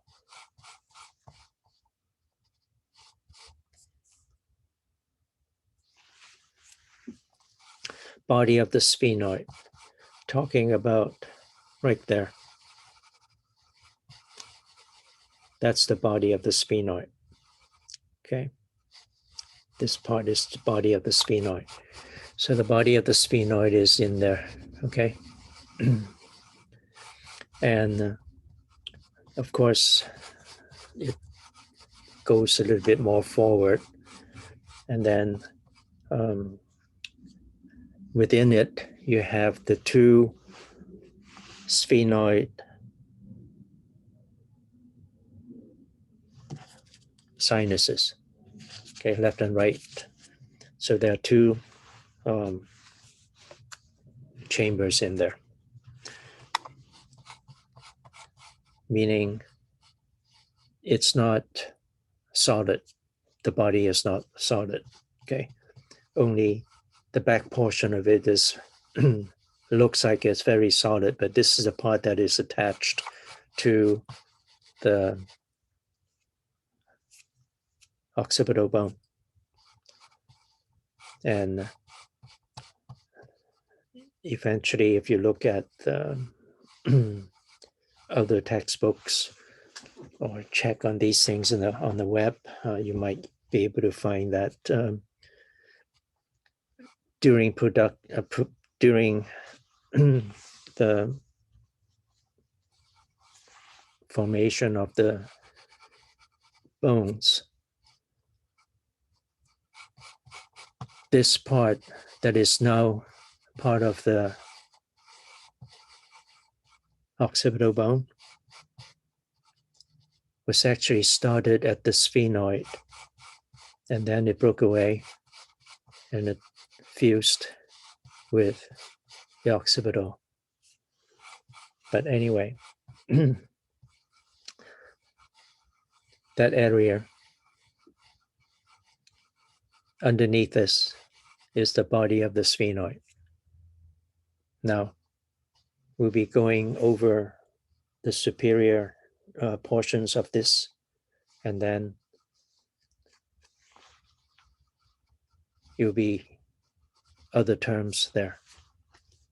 Just so you know, when we eventually get to going over the terms we have here, get to know that is sitting right on top of the body of sphenoid. And then the first thing I would tell the students to look for is this item. This is the lesser wing of the sphenoid. On here is the lesser wing of the sphenoid. Okay, it's the lesser wing.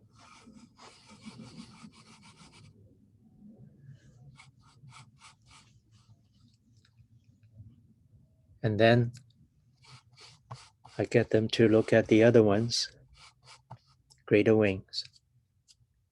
The greater wings, these two. Okay. So for the greater wings, talking about right here and here. Yeah, this person probably had some problems here. That's why. Anyway, now, so I probably had a tumor right here. So this is the greater wing, this side, greater wing. Okay. Now the greater wing is going to be taking up a good portion of the middle cranial fossa.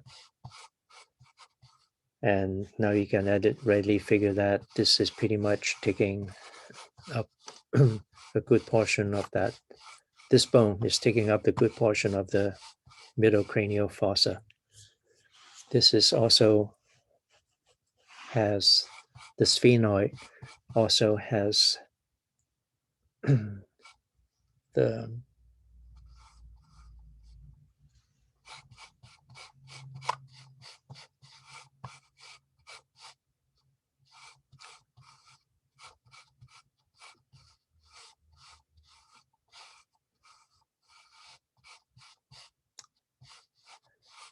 sometimes also referred to as the keystone of the cranial fossa. And that's because all the rest of the cranial bones plus a couple of facial bones would be attached to it.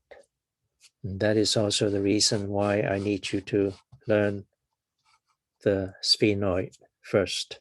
Once you know the sphenoid, then you know where all the other bones are going to be. And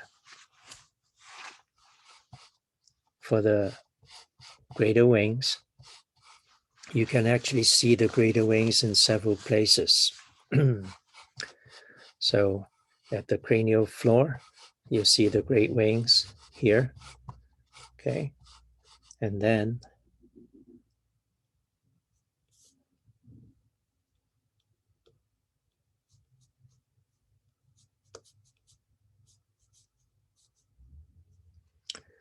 when you look on the side of the skull, talking about out here, and if you can see it close enough, you can see the suture.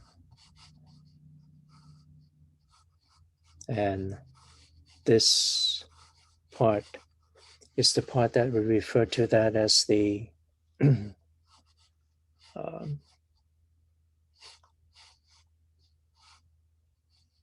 temporal surface of the great wing of the sphenoid, right here. Okay, let's see if I have another picture of the.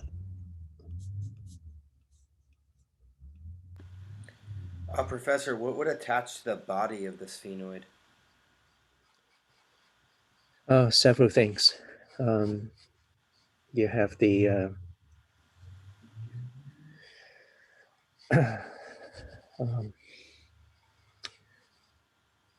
occipital bone in the back, and this part right here is the the temporal bones, and then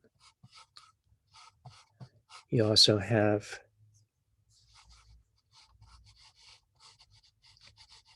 the vomer, one of the facial bones underneath that. Yeah.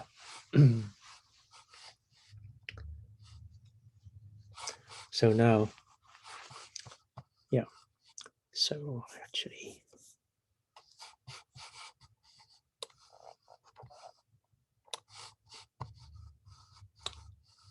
yeah, somewhere right about here would be the greater wing of the sphenoid. Okay, that would be the temporal surface. And then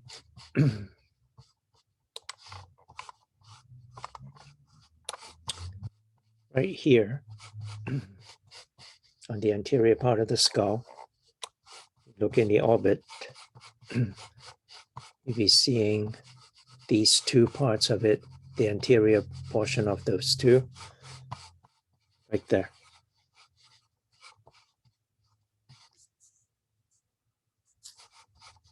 And there.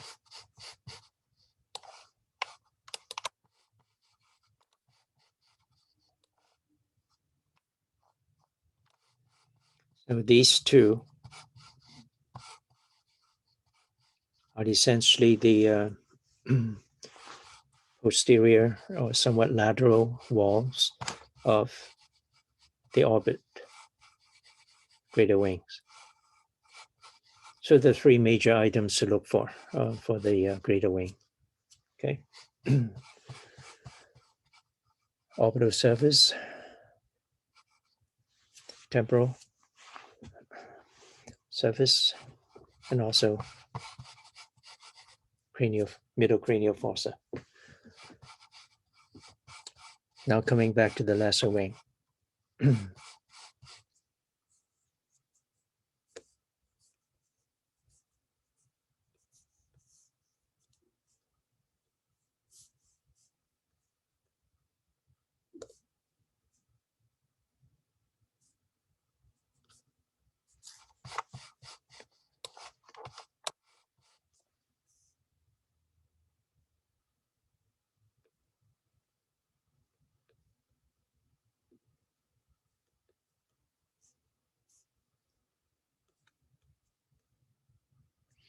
Yeah, so this is the anterior part of the bone, okay? So these two are the orbital surfaces of the great wing of the sphenoid. Lesser wing is sitting here. This is the body of the sphenoid. So these are, it's been open, so you can actually look into the sinus.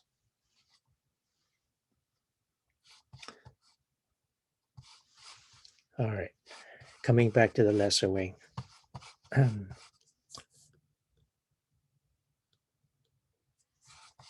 Lesser wing. So the lesser wing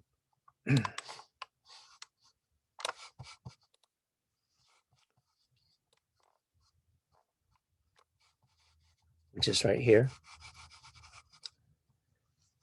And then you have these two openings. That one and that one.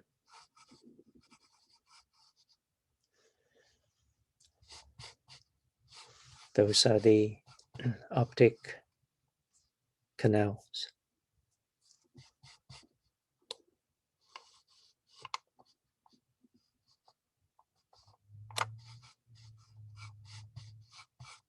Optic canal. Some books may use foramen on it, but it's an optic canal.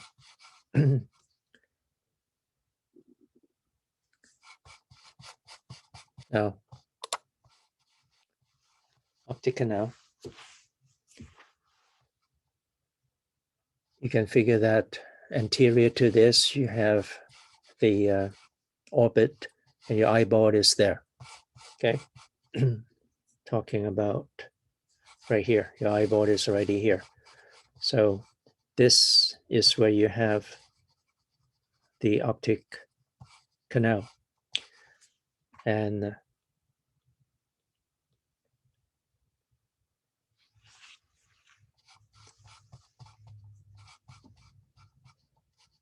two items will be going through that. It's the optic nerve is the major item that is going to be taking over the most part of this, of the diameter of this opening. Optic nerve, and then there's the ophthalmic artery. Those two items would be the ones going through here. And again, it's it's easy for me to say that something is going through an opening of a bone. Again, keep in mind that the soft tissues had been there first, then the bones form after them. And constantly the bones would be remodeled as all the soft tissues begin to expand. Now, the two optic nerves, right and left, they cross here. And the item that is supporting them is called the optic groove. This one. Understand that the optic groove is that part of the bone that is connecting the two optic canals. Okay, just there, not below that, not on top of it, but just there. This is the optic groove. Where the two optic nerves cross, that part is referred to as the optic chiasma. That's why this is also known as a chiasmatic groove. Okay. Then after that, we continue down here. And this item is referred to as a sella turcica. That's Latin for Turkish saddle. That's because in ancient world, the Turks had has saddle that has a high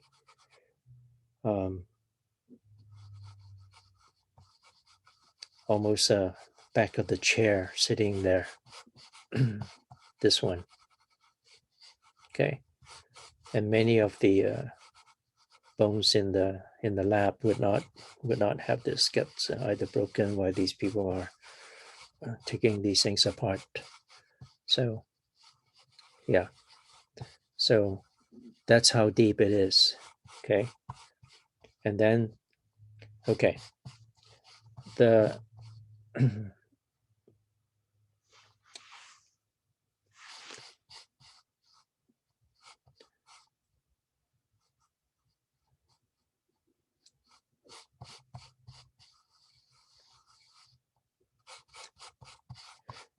this item here would be the saddle, but when you get to the actual surface at the bottom, that is also known as the hypophyseal fossa. Some books are still using pituitary fossa, and that's where you have the hypophysis cerebri, also known as the pituitary gland that is sitting there. Okay, so in other words, the bones here is formed around the hypophysis cerebri or pituitary. That's why it's called the hypophyseal fossa. Same time you see this term fossa is usually referred to as a surface that is somewhat concave. Okay, a little bit concave surface.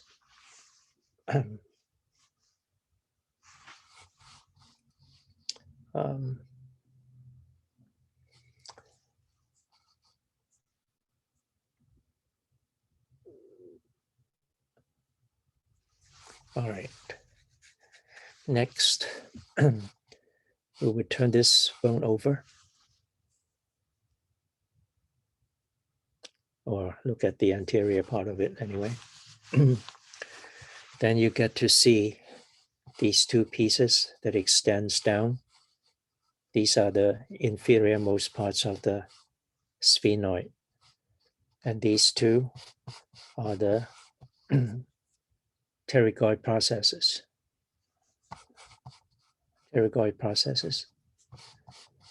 And I don't think a textbook would have it, but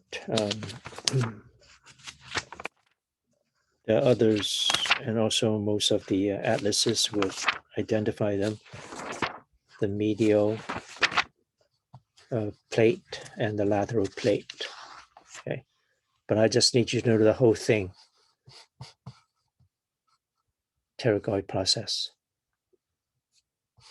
And let's look at the underside of a skull somewhere. All right.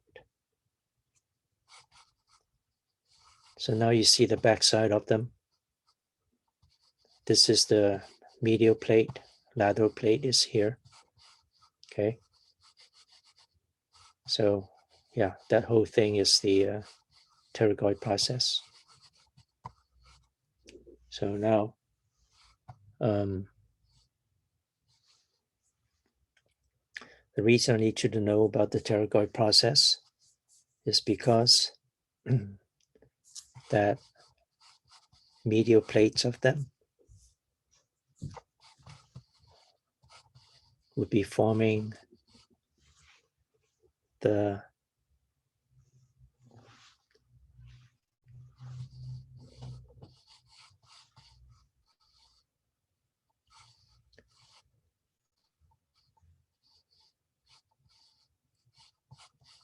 the borders of your nasal cavity in the back. So eventually you'll be learning that these two openings would be referred to as the koani. Okay. So that's where you have your pterygoid process in the very back of your nasal cavity. Okay. Okay, I'm pretty sure I don't miss anything here. So, yeah, as I go through these, this lab unit, I need you to know all the bony structures first, unless I find the actual major openings, then I'll mention them, like the optic canals. But eventually, after going through the bones, then I'll continue coming back and go over all the openings and go over items that would be there in all these openings. So just so you know what these are at this point, I'm not going over the items, going through them at this point. I just need you to learn all parts of the bones first. So here's the lesser wing, and the greater wing is down here. So that's a gap between those two, a relatively long gap. And that is called the superior orbital fissure. Superior orbital fissure.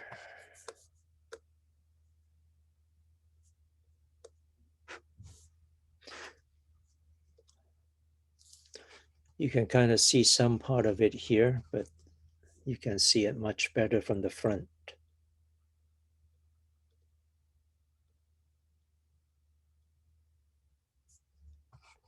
That's superior orbital fissure. And the opening here,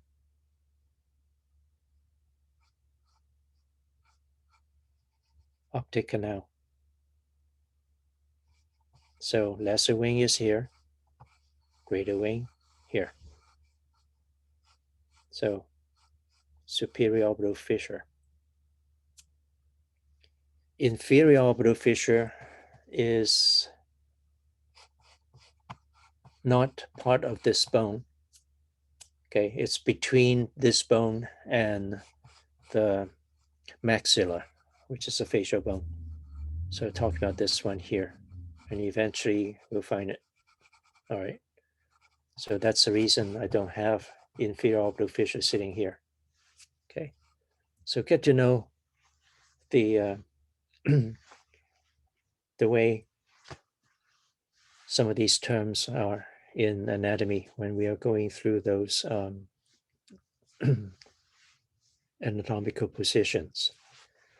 Anytime you see something that is labeled superior, you can expect something else labeled about the same term, inferior. Or sometimes you even have another one that's middle. Okay. So when you see something anterior, you can expect that there's an anterior, as a posterior item there as well. So recognize how these terms are done. Okay.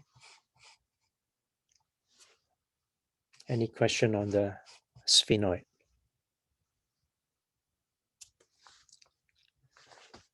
Okay.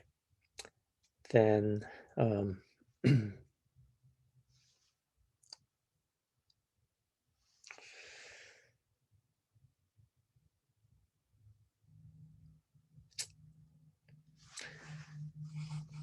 as you go through your notes and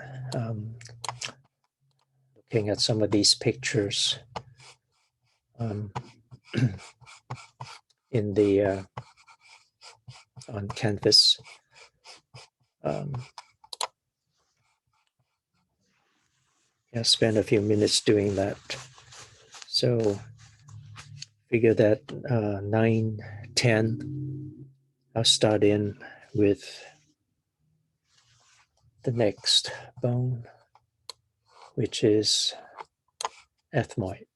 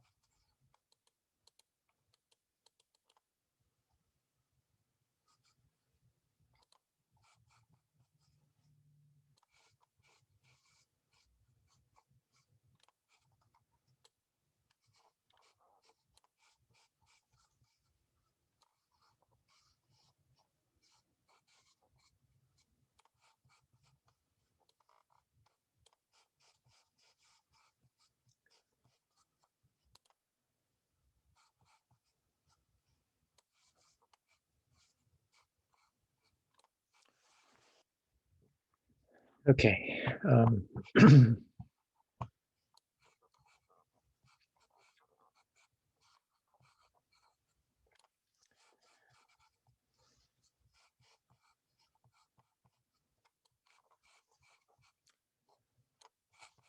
Before going into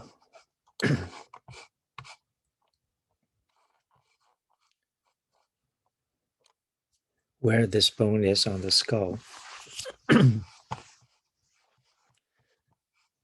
as well as the terms on this bone, I always want my students to readily figure out the shape of this bone.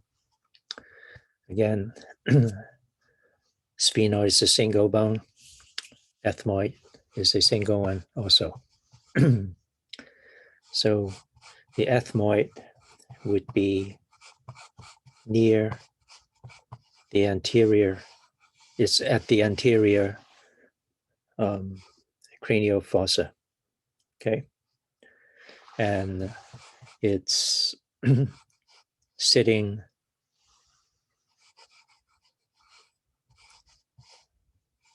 between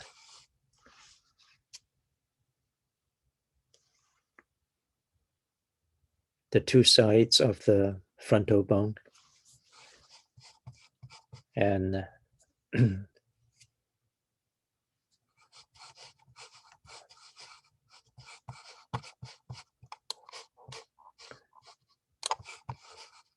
this is what you're looking at here. So this item is what caused this to be referred to as a cranial bone. This is the very top of this bone, and this one is the crista galli.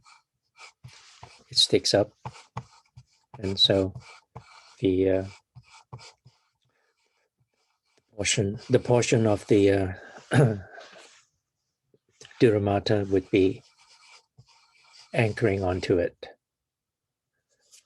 but the rest of it is way down here. Okay, so getting to know the shape of the bone, then you know where what we are looking at, what we are pointing at when you look into the skull. So first, as a side view. Okay.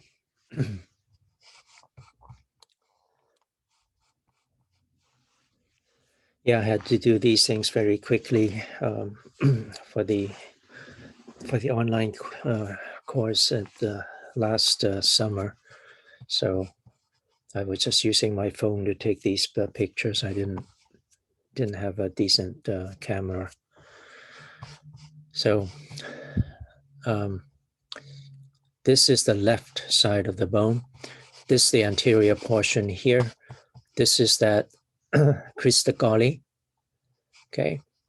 And then eventually we'll be referring to this one as the orbital plate or orbital lamina.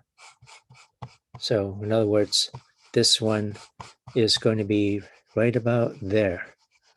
Okay, on the two sides of it would be the two medial walls of the two orbits. Okay, that's where's the bulk of your ethmoid bone is. Okay, this is the part that sticks up into the anterior cranial fossa. And then these two are now this part here, as well as the one on the other side. Talking about this and that is in the orbit. And then this is somewhat anterior picture of it. Okay, this one is taking from the anterior side of it. And this is taking at the when I flip this over, so you look at the bottom of it. So the the orbital plates are way lateral. So the orbital plates here and there, and there's this piece right down the center. Okay, talking about this piece that's going to be right in the mid-sagittal plane, and that piece, this piece right here, talking about kind of like what you see here. It's a part of it. Let's see, do I have one here? Ah, this is the top view. And this is the very top part of it. That's the Christogali. And then this piece continue down. It's here now. Okay. And that piece in the middle is the perpendicular plate of the ethmoid. Okay. It's talking about right here. So this, that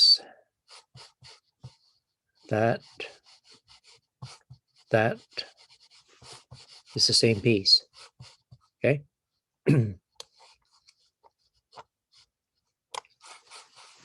And in the skull,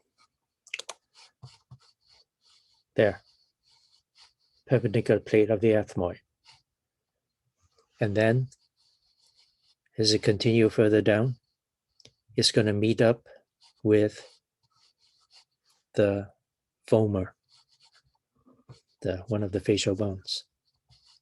The two of them together form the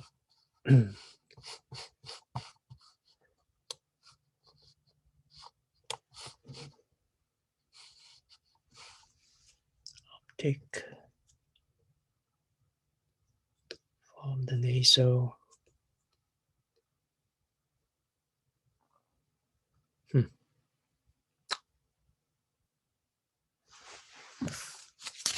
Nasoseptum. Okay. So that's what that is.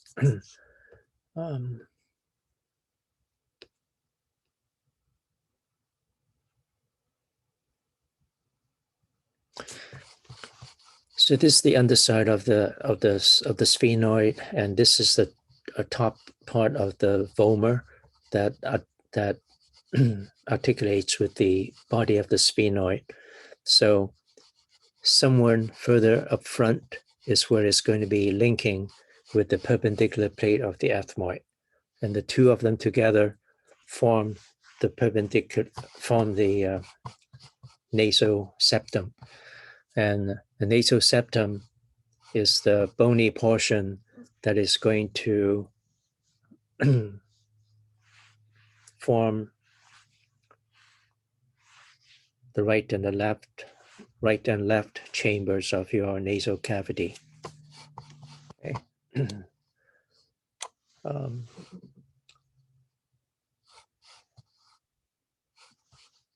Now,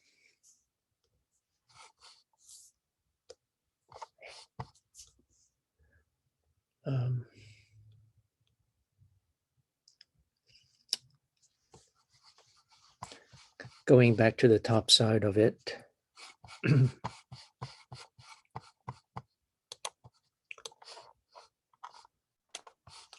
so at the top, here's the front, here's the back, okay? So here's the Christogali. Christogali is Latin for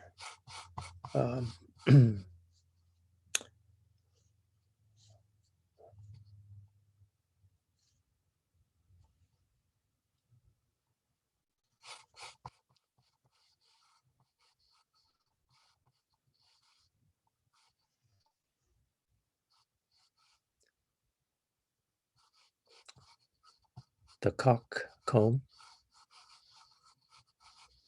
Okay. So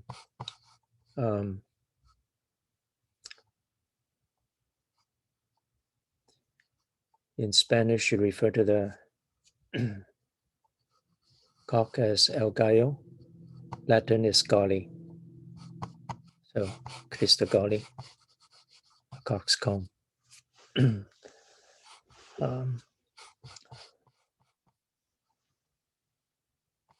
And that's where it is.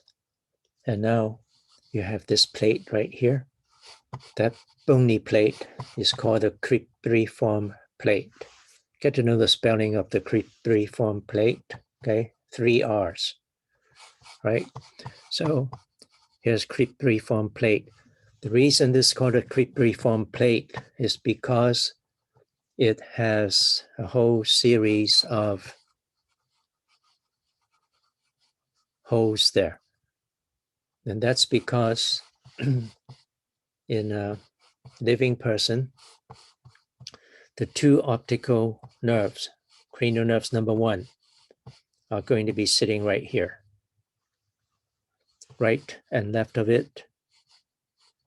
And then the branches of it would continue down into the nasal cavity.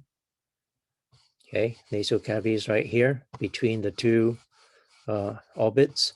And then they would stop at the ceiling of your nasal cavity.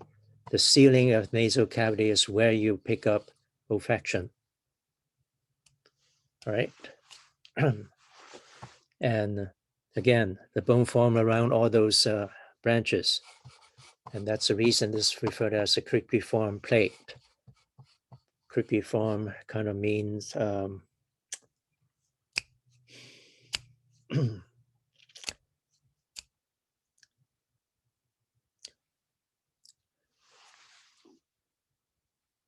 that item that people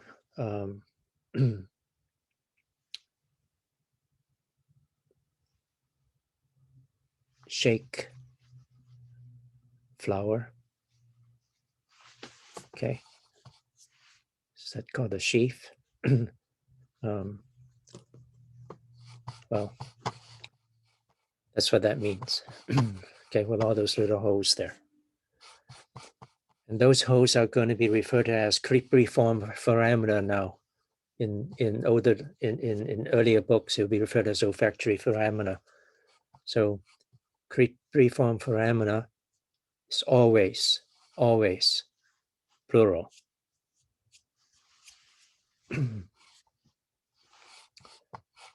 Right.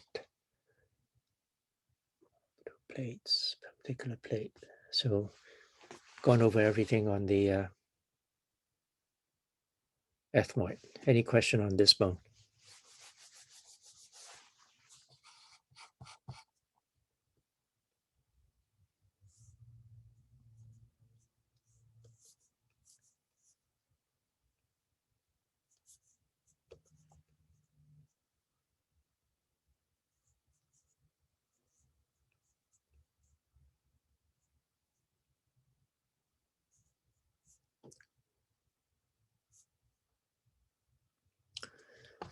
Yeah, this is the shape of the vomer, all right, that I mentioned earlier.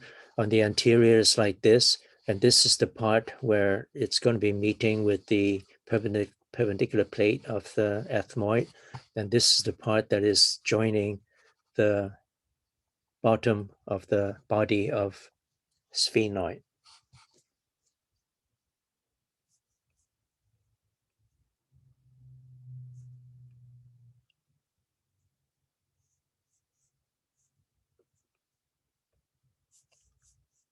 No, I guess I didn't put.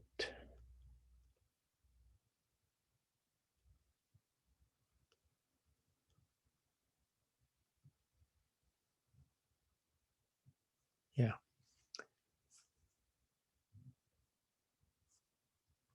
Well, this is the only one that is shown here. So, Cristo Galli, orbital lamina, perpendicular plate.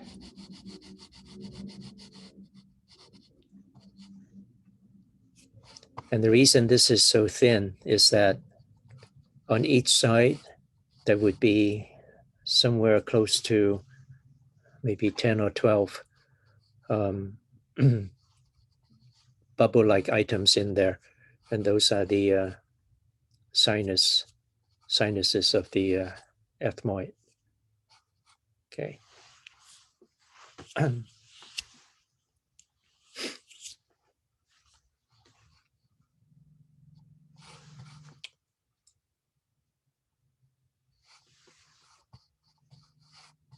Yeah, great reform plate would be here.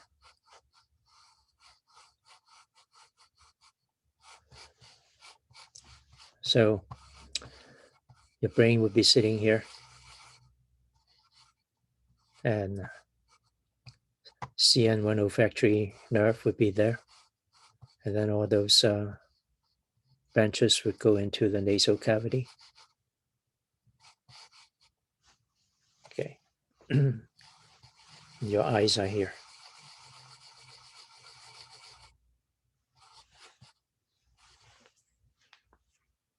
So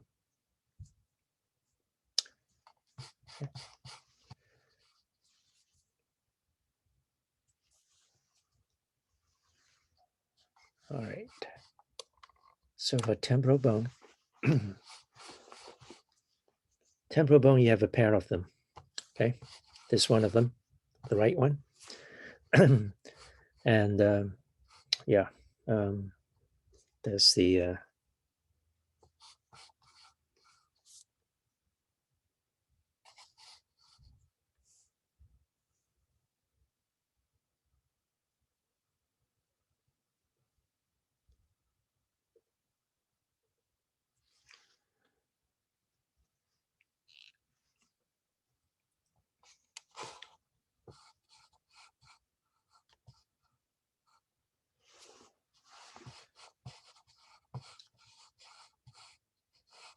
all right.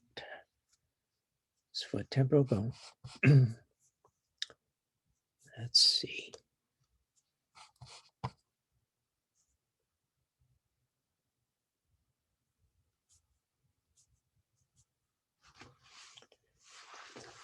Need a side view. Good enough. So here's the temporal bone. Okay. And the entire bone.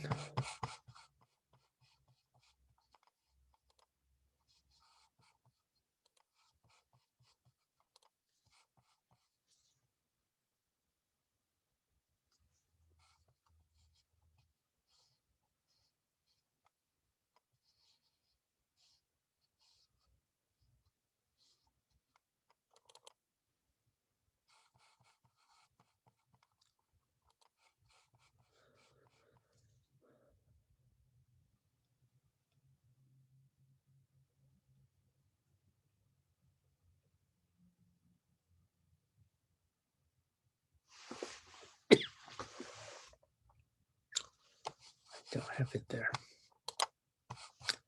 Okay. Look at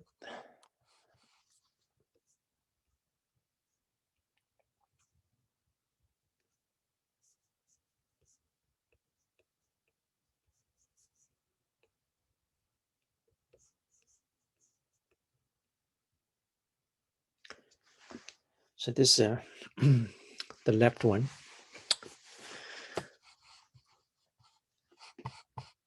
And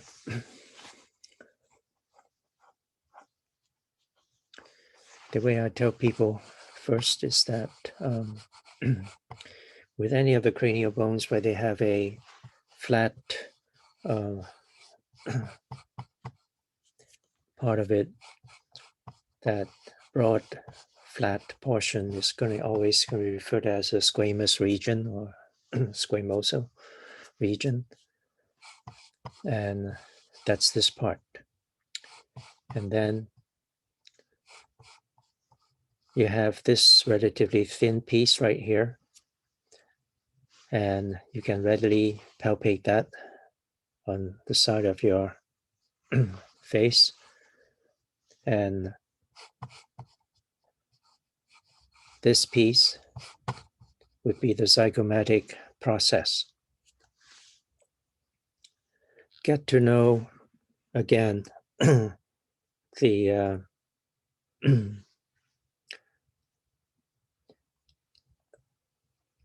the manner how some of these structures are named. The parts of a bone that connects with the next bone, that part is named with the next bones on it, because this piece is going to be connected with a piece on the zygomatic bone. Now, that piece on the zygomatic bone that links with this would be the temporal process. So temporal process is on the zygomatic process is on the temporal. Okay, so make sure you understand the way things are named in anatomy. So if you are sensing this and you continue to move back, then you come to the part here that is, again, a fossa that is somewhat concave, and that's the mandibular fossa. Mandibular fossa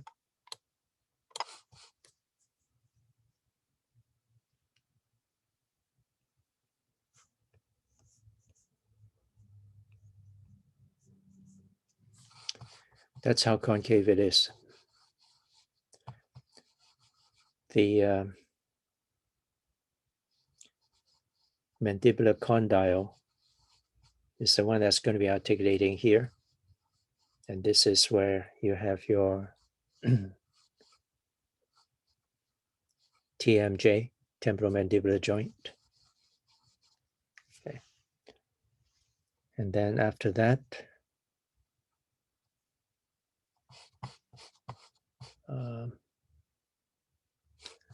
you have an opening. Okay, here's the mandibular. So here's the mandibular fossa on the right side. And then once you go back, you have this opening.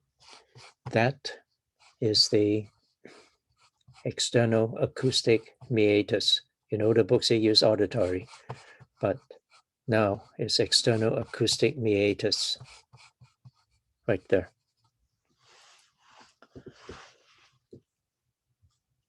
If you look in your dictionary for meatus, it's going to say canal. But that's not why we use that term in anatomy. In anatomy, the reason we do not refer to this as a canal is because this is an opening that doesn't go all the way through. It is very much like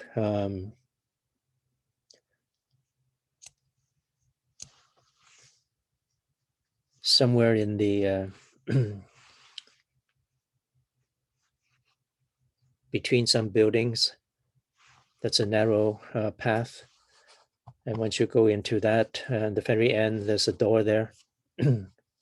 So that's what we mean by meatus in anatomy. Okay. So that's what that is. And then as you continue from there and on the bone, you can readily sense this going down. You have this piece here. That is a styloid process.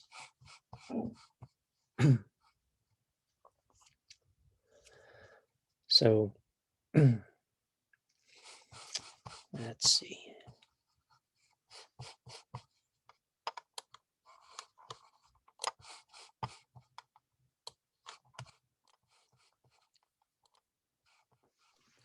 Professor, how are we going to go about sharing the Zoom again?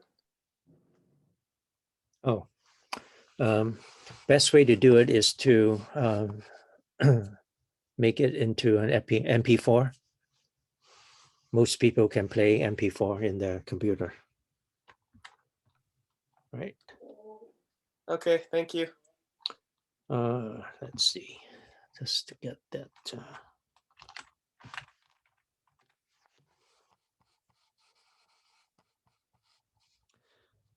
Yeah, styloid process means stylus. Okay. So that's the item that in ancient times people would use to mark or write things on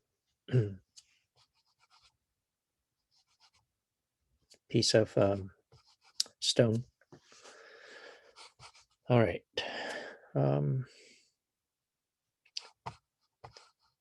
Come back and finish this tomorrow.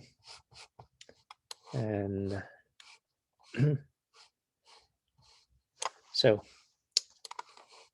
any questions at this point? Is our pre-lab due tomorrow or on Thursday? Pre-labs 2A and B. I think I have it for, did I not put it on the 17th? Let's see.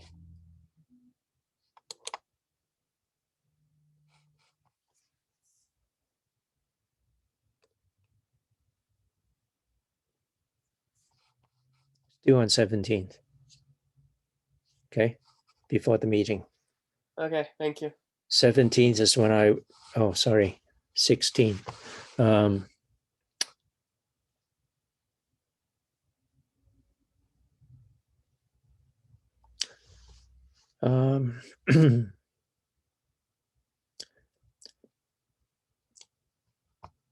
Yeah, get these done on this, at least by the 17th, because on the 17th, I would be showing the answer keys on them. All right. And definitely with these ones, with the C and D, I'll be showing those in, I'll be showing the keynotes on them, the answer key to them on Monday. So, yeah. Okay, thank you. And then most likely the early part of next week is also the second lab quiz we'll be doing. So would be due. So on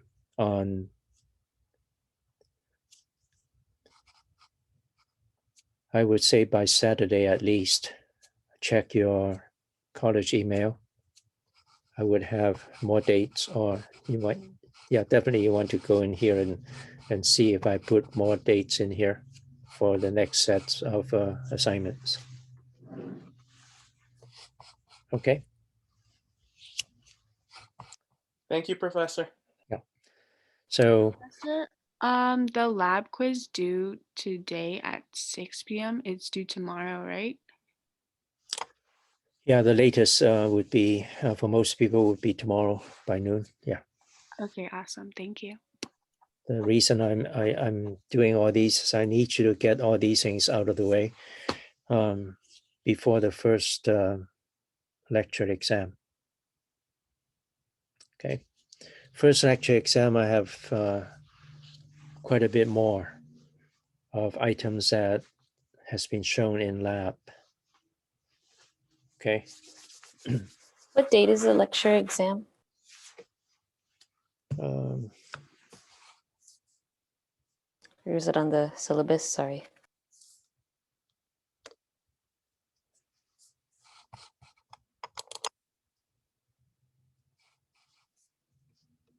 '24th. Thank you. Yeah. So Yeah, don't wait until the end or the day before the exam. So at this point, do as best you can, going over whatever notes you've been taking, and continue going through all the ones we haven't gone through yet, but at least get your first exposure to those terms. So when I go over these items, it's not the first time you hear them, and figuring out what they are, and as your thought is there, you're not internalizing the information I'm giving. Okay, you're thinking about its name, thinking about its um, spelling and where it is in the body, etc. But already I'm going over the specific items on these. So check into many of these, or at least go over some of these YouTube videos. So you have your first exposure to those. Okay. All right. So if anyone needs to talk to me, you can stick around, and otherwise, yeah, meeting.